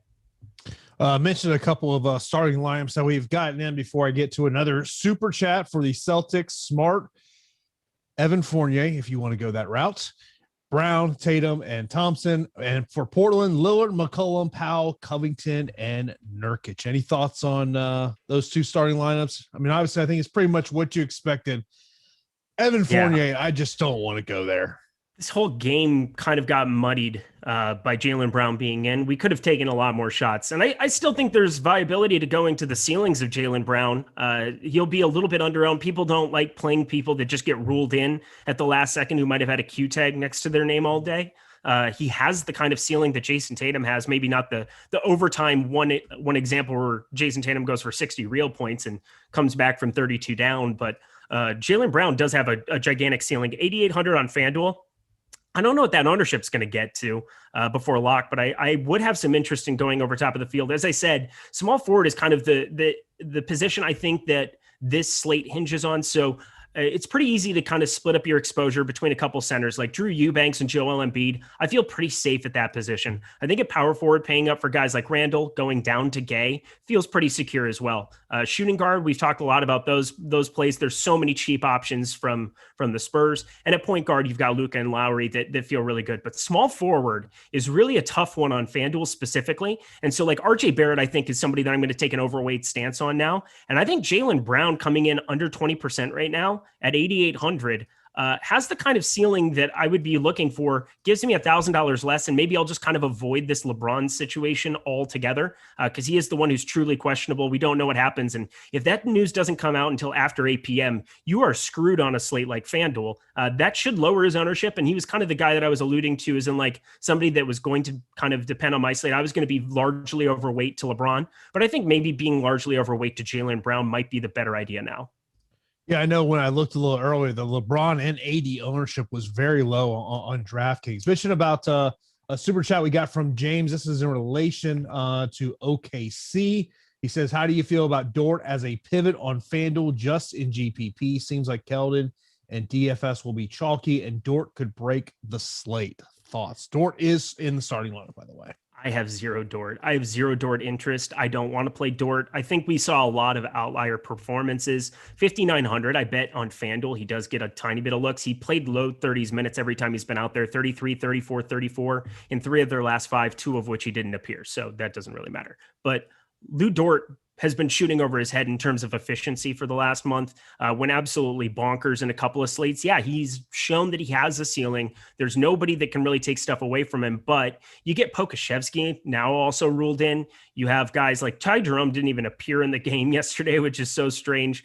It's such a bad spot. It's such a good defensive team. And not only that, but if you want to talk about individual defense, and I rarely never do, but the only team I've ever really talked about it with is the Phoenix Suns with Mikal Bridges, who's just an absolute monster. Torrey Craig brought in explicitly for his defensive prowess that he had every stop that he's ever made when in Denver, even in Milwaukee here in a limited sample. Just a huge guy in terms of the abilities he has to guard multiple positions. And that's not a great spot to be targeting a wing, regardless of ownership. And also, there's just too many bodies there for me to really want to deal with on this slate. Of course, we are sponsored by No House Advantage, and all users, both new and existing, will receive a $25 match deposit bonus today. We use that promo code Awesemo.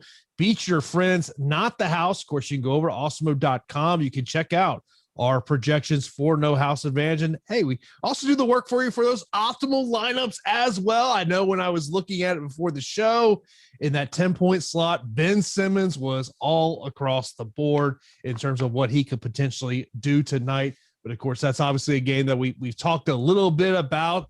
Of course, be sure to check out No House Advantage. You can see it right there on the screen, the projections that we have that are free over awesemo.com. So be sure to check out that. And of course, be sure to take advantage of that deal they got going on today for all users, new and existing, a $25 match deposit bonus when you use that promo code Awesemo. So be sure to check that out. Toronto is a team. We talked about the Lakers. Of course, we'll see what happens with them because typical Lakers game time decisions on multiple players throughout that roster. But we do have news on Toronto.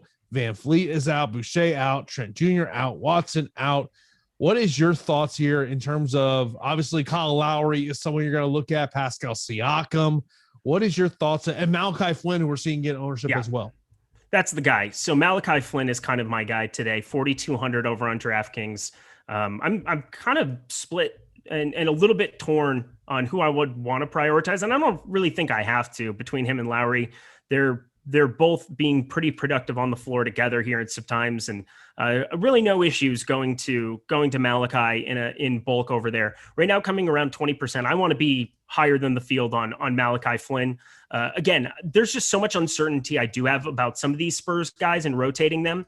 I feel a lot better about what I've seen out of Malachi Flynn. The minutes could go all different directions for Patty Mills, for Lonnie Walker, for a number of these guys. But Malachi Flynn has proven time and time again. I mean, just by clicking on his box score, 36 minutes, 32 minutes the last two, 4,300 and 4K, even alongside Van Vliet, got the minutes and looked fantastic in his limited minutes, or not limited minutes, sorry, in his limited usage, 14.8% usage against Utah, 22.5 against Denver.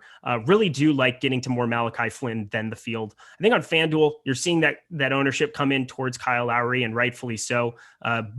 We have years and years and years of sample size with Van Vliet off the floor and Kyle Lowry in, and him just being ridiculous, like absolutely ridiculous. But I think I would want to, at their current ownerships, just be a little bit higher on Malachi Flynn as well. They don't project out like that dissimilar in terms of points per minute right now. 0.85 for Malachi Flynn on the year, 1 basically flat for Kyle Lowry. That's going to be a bump for a little bit for both of them, both playing 30s-ish minutes, 35 right now we have projected for Kyle Lowry, Malachi Flynn 31. But at $1,600 of difference, if I can put that to use somewhere else, get up to, if I'm going to be playing more Embiid, it's going to be harder for me to play a ton of chalk Kyle Lowry. Chalk buzzword, there we are. But I really do think Malachi Flynn makes for a great tournament pivot, even on FanDuel at 1/3 of the ownership of Kyle Lowry. Mention some super chats we got in here. Curiosity, appreciate you. He says, who are we prioritizing for pay up options tonight?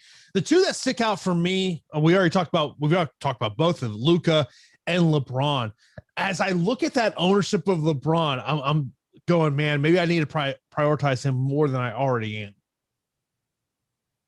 Yeah, this is just kind of where I'm torn. So you can't do it on, like, it's so hard. You basically are saying, like, what's the next small forward available on that game on FanDuel. And that's just a question. What's your risk tolerance? Because you go 9,800, you've got to play a $7,400 OG Anunoby if he's your last piece in. And, if you don't have that swap ability, if you haven't played around with it enough, I haven't today, playing, 40 lineups over on FanDuel, and I'm pretty happy with that, just kind of keeping it more limited. But, figuring out how the salaries work with Malachi Flynn, Kyle Lowry, which would be kind of your main two pieces of that game. Anthony Davis, if you're going to have exposure there. Pascal Siakam, who I think makes a great tournament play at 8K on FanDuel, but you have to do a lot of maneuvering to not leave $2,400 of salary on the table if LeBron James gets ruled out. It just makes it very tough to want to prioritize him on this slate. I think if we get that news before lock, that helps out a lot, because I think I would probably, instead of just going heavy on Jaylen Brown, I'd probably want to go heavier on LeBron James there. But either way, it's a difficult situation on DraftKings because of the multi-positional elements. It's not as make or break as what it might be on FanDuel if you're prioritizing LeBron. Yeah, I'm just hoping we get that LeBron news here before 8:00 Eastern would be awesome. Because how fun would it be to have a 5% LeBron who plays 35 minutes and puts up a triple double immediately in a good up pace spot against Toronto? Yeah, it'd be a lot of fun, but you could also end up with OG Anunoby. So that's the cost. That's paying the freight right there. Yeah, that's why on DraftKings, I'm just putting him in the utility spot and hoping that we get the news somewhat early, so I do have a way to somehow pivot if we do find news. I mean, look, but we've seen this, before the injury with LeBron. This was a nightly thing with him, game time decision, but we all just expected he's always going to be in there. But, to me, I'm going to take the chance. Yeah, I guess the one thing chat's bringing it up, and I think it's a valid point, and we should probably talk about it for a second. So Tristan Thompson is starting. He played 29, 28 minutes the last two. Robert Williams, 23 and 16. I think it's closer to a 50-50 split here now. And I think it was already going to be something close to that. I wasn't sure if I really thought Robert Williams was going to start either way. 5,800 Tristan, I just don't want to play over on FanDuel. I don't think there's any reason. 5,200 Robert Williams, still 5,400 Tristan Thompson on DraftKings. That is kind of a tough one to figure out exactly what that split's going to be. I'm going to kind of default to what our projections end up doing here. Mm-hmm. I got to assume maybe 26-22 towards Tristan in the start, maybe 28-20. I think it definitely is a downgrade. They've shown a propensity not to play Tristan and Robert Williams together, rightfully so. I think they have done some big lineups in the past when Daniel Tice was there, but I don't think that that's going to be a part of their plan going forward here. Tatum at the 4 works out pretty well. So I am going to downgrade a little bit of Robert Williams. I think that that's probably the right thing to do right now, but I'm going to double check here. Again, the guys behind the scenes and Alex Baker, they do so much work on these minutes, and I'm going to just kind of default to whatever they come up with. So I'll be paying attention to that a little closer to lock as we're going here. Of course, one of the things I love to do when I start my day is I look at those screenshots that we do get in, of course, that are part of the Awesemo Hall of Fame. I know Jay Whalen, 619, taking first place last night in the big DraftKings contest over for the UFC event. Good luck to you because, well, it was an awful night for me because I just had way too much Dom Reyes. Was not a great night. Sounded like a me. Bonkers night. I'm very happy I didn't play again last night. I played 4 other DFS sports, so there is that. Yeah, so congratulations to Jay Whalen going in there. And speaking of NBA, Satori Echo taking down the Mini Max. Congrats to him for what he was able to do over there. Also, we had in the 300K NBA contest, had a user come in second. And look at you over there getting the Awesemo Hall of Fame with what you're doing on the NHL. Yeah, I was kind of underselling that for a second. I was a little tilted. It should have been a 10K-er, but, getting third in the big GPP on NHL, I wish some of those prize pools were bigger, but on my quote-unquote half days off here, I filled in for EMAC over the weekend. Happy birthday, EMAC. I saw you in the chat, my guy. 2024. So good to see you. But, yeah, ended up having a nice NHL sweat. Almost worked out, but a fun night nevertheless. Of course, how you can get into the Awesemo Hall of Fame. Download that Awesemo avatar. Just go to awesemo.com/avatar. Place in the top 3 of a contest with over 5,000 contestants. Tweet your win to our @AwesemoHOF Twitter account, and you'll win a free month of Awesemo Plus Platinum. Always love waking up and seeing those. As I made an early night last night. Went out, hung out with some buddies, and call it an early night. Call it an early night. Then Then when I looked at the notification DraftKings, go, well, that wasn't a good night. No, my favorite MMA nights from the past when I was really grinding it quite a bit. I really enjoyed having like a heavy exposure to the first fight of the night. Like it was my favorite thing because I could just like stay home, sweat, and order the pay-per-view, or I would just go out. Like there was no in between. It made my life so easy. It's like, do I spend the $60 to sweat my lineups, or do I, drink my sorrows away? So I usually did the second. People know I pretty much have a golden rule for me in MMA. I rarely play the first fight of the night, because usually when I do, I get it wrong. And you know what? Play it last night. Got it wrong. Yeah. Well, there's that. You learned your lesson. You're the opposite of me, though. I think you're going to be watching it either way. So I think you're kind of stuck to order it no matter what. I think it's a tax write-off for you. You have no issue with such things. Yeah. Look, when you do a weekly MMA, actually I do 2 MMA shows a week for my own stuff. Dude. You're grinding. Yeah, I've got to pay attention to things. Mention in the super chat, this is a FanDuel question. Tatum and Bagley versus Randall and Covington. Now, you mentioned a little bit earlier about Tatum with Jaylen Brown being in. That's going to kind of change some of your thoughts, because if Brown wasn't in and Tatum was going to become a smash play. But in terms of this one with Tatum and Bagley versus Randall and Covington. I mean, I like the Randall Covington side, I think, a little bit more now. I do like the upside of Tatum and Bagley, but I think Covington under 5K in a great game environment. I think if that game stays closer, which again, it's projected to, Portland's been in 3 consecutive absolute shellings of teams. And now I think they're coming in a little bit undervalued. As I said, I want to be a little bit over the field on all 3 of those pieces, Covington, McCollum, and Lillard. And I think that Randall Covington's the side for that one. Of course, if you do have any questions, be sure to line those up. If you tag me on Slack, that does help out a lot, or right there on YouTube. So I do see it as well. We didn't talk much about Phoenix when we talked a little about Oklahoma City. Obviously, they're a 15.5 point favorite in this one. Cam Johnson, Cameron Payne are waiting on the news on whether they will go tonight. But what is your thoughts about the Suns as a massive favorite tonight? Not really something that you need to screw around with too much on this slate. I think Cam Johnson at the min on FanDuel is interesting, but we're gonna have a bunch of news. So we're basically just letting it be known right now. Play your Portland and Boston guys. Wait on some news, because we should have all of those pieces right after lock here. We should know kind of what's going on with Cam Johnson. He was probable, so I don't think there's any issue with him.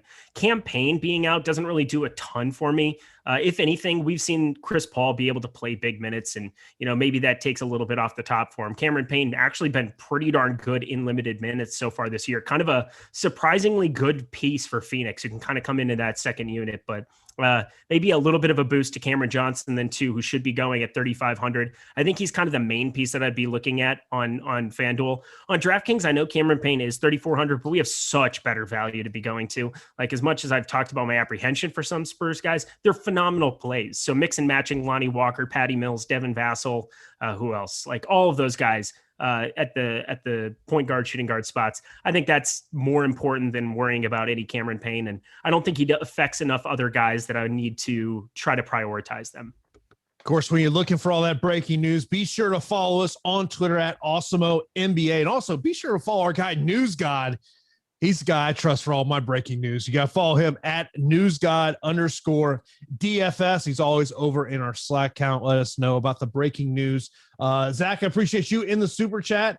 Embiid or Randall on DraftKings? So Randall's higher owned. He's double the ownership. I'm going higher on Embiid. I know he's been bad the last couple, but is in that same fashion that Portland has been just destroying teams. So is Philly. And this could definitely be a destruction spot. I would say let's answer it this way. If you have 2 or more Spurs in your lineup, which most of them are, I think it's a great Embiid spot. If you're going to kind of go lighter on them, hope that game blows out and somehow everybody just misses every shot from San Antonio, go the Randall side and prioritize that. But having both in your pool is great, but I'm going to prioritize Embiid a little bit more. I'm rated about 35% on Embiid on DraftKings, and I'm sitting right around 20% on Randall. So it's not like that I dislike Randall. I'm a little bit below the field though. This comes from Iron Man over in our Slack channel. He says, can you play Embiid and Eubanks together on DraftKings? Now, this is something we talked a little about earlier, and you brought it up. The concern you could have on Eubanks is what happens if he gets in early foul trouble. Yeah, but the other good thing is that if you're playing them together on DraftKings and that game stays somewhat intact, you're in really, really good shape. So I don't think you would have an explicit rule to say you're not playing them together. My apprehension was just normally when you have a 51% player on a slate, I'm looking at going over or I'm going way under for the most part. Like that's generally how I like to play. I don't like to hold hand in hand in the field on too many players that are super chalk, but I think it makes sense in this spot where it's like, I'm going to put basically a hard cap at 50. I'm going to get 50% Drew Eubanks today, and I'm just going to live with whatever that result is and try to differentiate elsewhere. And I'm hoping that that game stays intact for Joel Embiid for sure. And you brought up the point earlier, if you're going to put a Eubanks in your lineup, a Walker, a Patty Mills, a Rudy Gay, it's going to open up other things for you to get to. If you want to get to a Luka, you want to get to an AD, a LeBron, a Randall, it's going to open things up for you. Yeah, it absolutely is. And I think, that's part of the priority. And that's why you're seeing the crazy ownership. I mean, they're all like all those pieces that you listed off at point guard and shooting guard are under 4K. And like, not only that, they're like low threes on DraftKings. Mixing and matching it, I find it next to impossible that one of them isn't going to pop off for 25 plus. Like that's kind of what it is. And at that point, you're going to probably need them in your lineup. I'm just saying that I think that there's also some viability to being lighter on a couple of them as well. For me, I've kind of taking my stand. I'm taking my stand a little bit against Patty Mills, who I don't know what those minutes could really look like. We've seen 22. He played fantastically well in limited minutes last time out against Boston on the 30th. On the 26th against Washington, he played great too. But we also have seen those minutes, 16, 20, 23, 21, like low 20s minutes. I think getting off of a chalkier Patrick Mills, like I thought that ownership was going to be higher than where it came in at. I'll be fully honest about that on DraftKings. 26.6% is not the number I was expecting. And so I think being right around the field, I was expecting him to be closer to 35% or so. That's what we're seeing on Lonnie Walker, who's kind of the main beneficiary directly for we've seen the kind of usage he can have when you get DeRozan off the floor. And so I like being at the field or a little bit above on Lonnie for sure. But Patrick Mills, I'm just going to be lighter on as a default. I don't want to be chalky on everybody. Let's mention another super chat we got in. This is a FanDuel question.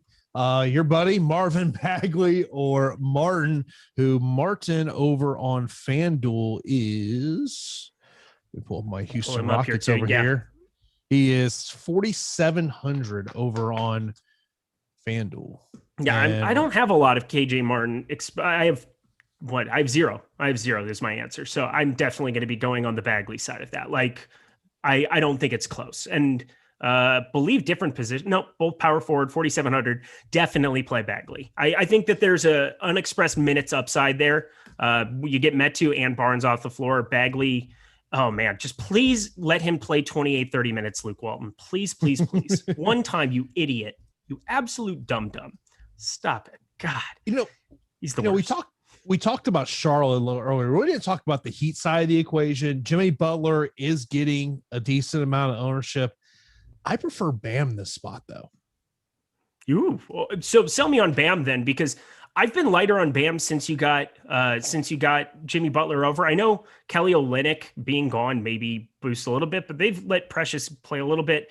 I guess, I don't know. Bam just hasn't been the kind of ceiling guy. He hasn't had like the 6X plus, not that I like looking at multipliers, but he hasn't had like the ceiling game here in a long time. The Heat play really slow. He's generally over 8K. It's just so hard for me to imagine him spiking upside. I think the 8,300s there is protection in case Jimmy Butler sits. And I think Jimmy Butler's 9,800 is protection on the fact that Bam would ever sit, which has happened multiple times this year. So like, they're both too expensive for me. Jimmy Butler, I think, is a product of the small forward position not being that great. His ownership was actually up in the 30s, and it's now dropped below 30% on FanDuel, which is a little bit intriguing, but I'm still going to be lighter than the field on him. Yeah, when you look at what Bam has done in his past couple of games, he's, in the low 30s, did have that 37-minute game against Chicago. He has a double-double in each of his last two games. It's just, I would say this, I feel like I have the worst luck with Jimmy Butler. Like anytime I throw him in a lineup, he just doesn't give me the value that I'm hoping for. I will tell you this, I do have a decent amount of LaMelo Ball. Okay, and that's a great spot to be at. And look, and to use the narrative, this is a guy that, whatever bonus he has in for Rookie of the Year, I'm sure there's some type of nice bonus in that contract for him. Coming back here and playing this last couple weeks of the season, he's shooting for that rookie of the year. As he should. I mean, he deserves it. I believe he's now let me pull it up, minus 500 favorite to win rookie of the year right now. That changed drastically when you saw that Anthony Edwards was getting close to being the favorite there for a little while. It was still like minus 150, I think, for Ball there for a while. There was some uncertainty whether he was going to be back this season or not. But as soon as that happened, I was trying to fire as much as I could to get on Ball. I didn't get enough. I should have gone heavier, especially considering it was an upper body injury. And once he was good to go, it's not like his conditioning was going to be affected. So he was ready to go from the jump. Of course, we're about 5 minutes away from lock here for the first game. Of course, be sure to subscribe to us right here on YouTube. Hit that notification bell so you know when a new show is live here on the channel. We have shows for you each and every day. No matter what sport you're looking for, we have got you covered right here on the Awesemo YouTube channel. News coming in from Phoenix. Campaign has been ruled out. Cam Johnson will play. Yeah, so a little bit of a boost. Cam Johnson playing in that second unit, a little bit of a jump for him there. But otherwise kind of unimportant to the overall context of the slate. In terms of some other players that we're seeing getting ownership that we really haven't talked about, Tyrese Halliburton is a guy, when you look at that Kings team, 7,300 over on DraftKings. He's getting some ownership there. DeAndre Ayton at Phoenix. I know right for us, the guys were talking about him potentially in that spot tonight. Yeah, he's fine. I'm very disinterested with DeAndre Ayton pretty much every single slate. Again, they've also been in some massive blowouts. 2 of their last 3, they've won by 18 plus. Seems like there's just a lot of blowout risk around the NBA constantly. That's been the talk from day one, basically. But outside of, I could get to a little bit of DeAndre Ayton, but considering he's the 3rd highest owned center over on FanDuel, not super excited about it. I think on DraftKings, where you can play too, he's actually projecting out a little bit better for me as a result, 6,700 over there. So I think getting to a little bit of him is just fine, but I wouldn't go crazy because 15.5 on this, like every single starter in that game definitely has some major downside. Mentioned a question from over on YouTube, and I'm sure a lot of people are having this, is how many Spurs would you play in a DraftKings GPP? I could play up to 4. I mean, I would definitely, I think I'm going to have some lineups with, let me see. Actually, let me just, I don't want to say something and then, hey, look at Eric's 5 Spur lineup here. Let's take a look. Yeah, I have 2 out of my 21 over on DraftKings, and then I'm playing 40 over on FanDuel. So I have 2 that have 4 there. I've got 40% of my lineups that have 3. I think that's kind of being the popular. So it's going to be either 3 or 2. I think that's about the right number. I have 0 lineups that don't have 2. So I am overweight to the Spurs. Well, excuse me. I'm not overweight to a lot of the Spurs. The main one that I'm overweight to is Lonnie Walker. I'm just letting that be known. Lonnie Walker, I'm well over the field. And then everybody else, I'm just kind of mixing and matching who that second guy is. And a couple of them that ended up reining in under 40% of them, I believe, with what I said there, 33%. Yeah. So just under 40% that have 3 or more. Another Spurs question we got in Slack related to 2 players of Rudy Gay or Devin Vassell on DraftKings for GPPs. I'd rather go with Rudy. I'd rather go Rudy. Yeah. Oh, I like Rudy too. I'm at the field with him, but another uninspiring play in that second unit. He definitely has the risk of missing a rotation if this game ends up blowing out, where, you see the guys come in off the bench and then they play their 3rd quarter rotation and then they just don't even touch the floor at the beginning of the 4th. He's that kind of a dude. I think if you think this game really does blow out or some kind of an issue, we don't have the starting lineup, but have an idea about Luka Samanic too. Not that I really like him, but I think he would receive some blowout run. He might be the guy who ends up in the starting unit and also plays garbage time. So just have that in the back of your mind too. Not the most inspiring of plays, but neither are any of these other guys. Yeah, I mean, that's the thing that I'm going to be sitting here just waiting for that for that starting lineup. once that comes in, then I can really now look at my late swaps of what I want to do. Where do I mentioned earlier, I do want to get to more LeBron just because of what we're seeing ownership wise. By the way, ownership has been updated over at Awesemo.com. So you can check that out. Of course, always be sure to get that also plus subscription weekly pass $29.95, or if you just want the NBA pass $16.95. That Eubanks ownership is coming down a little bit, but look, he is still chalk over there. Mention this question from Morgan: Halliburton and Patty Mills, or Hield and Lonnie Walker? I like Hield and Lonnie Walker, and I've never in a million years thought I would ever say such things. So I feel like this is 2 weeks. This is 2 weeks in a row you've talked about liking Bobby Hield here on a Sunday live before lock. I feel like we talked about this last week. Can you tell I haven't gone to church yet? There's that. Yeah, I'm a sinner. Is that a good one for you? You like that one? I did like that one. I mean, look, it's like you don't want to go Bobby Hield. Like I don't want to go to Evan Fournier. I don't. I'd rather dance with the devil. I really would. I mean, like, especially since he's gone to the Celtics. It's just I don't like anything you're seeing out of him when we're looking at it. He sucks. It's fine. No, he doesn't suck. He's a professional NBA basketball player, and he's great. He got COVID, right? Evan Fournier got COVID. That's probably not good for being a professional athlete. I'm just going to throw that out there. Yeah, I mean, I'm looking at our ownership projections. Of course, we've now reached lock. We'll get out of here in a moment. Devin Booker is the one player we really haven't talked about. Has a ceiling in any matchup. Could he go out there and get there in 3 quarters? Absolutely. Again, just kind of a product of the slate. He's at a shooting guard position where there's so many punts and we're paying down for guys. I don't feel bad talking a little bit over just because they talked a little bit over on their time. So we'll go a little bit long too. But for the most part, all your shooting guard has basically been a pay down by default position here today. You look at that top end. Yeah, you have Devin Booker up there at 7,800, but I'm lighter than the field. He's really he's the most expensive guy you can play over on FanDuel. That's why you're seeing the ownership come in on him there. I'd rather just be heavier on Tyrese Halliburton, who has just been pretty darn decent. I wouldn't say he's like smashed the way other people have, under a fantasy point per minute here in his time so far. The thing is that in close games, he's going to play 35 plus minutes. Now there's also extra usage to be had. Not that Metu was cutting into it, but Barnes sure was. So I do like Tyrese Halliburton for 200 less. I think there's just more minutes that can be there. But Devin Booker, 32%, 33% usage, 1.1 fantasy point per minute guy in the season. Go nuts if you want to. Mentioned a note coming in from the Raptors beat reporter for The Athletic. LeBron and Caruso are questionable for Lakers. Gasol, KCP, Davis, Kuzma, Schroeder are all probable. Okay. Wait, Schroeder's probable? Yes. Oh, what? I thought he got ruled out earlier. No, he was game time decision. Oh, okay. Never mind. With the calf injury. I thought it was some health and safety. I read something earlier today. Never mind. Okay. Well, that doesn't. Yeah, that's fine. That's uninspiring to me in a lot of ways. Did you say anything about Caruso, who's questionable there? Caruso is questionable. So LeBron and Caruso are questionable. The others are probable. And of course, we knew Dudley was out. All right. So on our way out the door here, just he was out earlier. Yeah. I was right. Okay. I definitely read that correctly. So that would be very fascinating to see what they ended up doing. That would just be straight up point LeBron. I think they would probably play LeBron. He would handle point guard duties should he go. That's a big, big deal.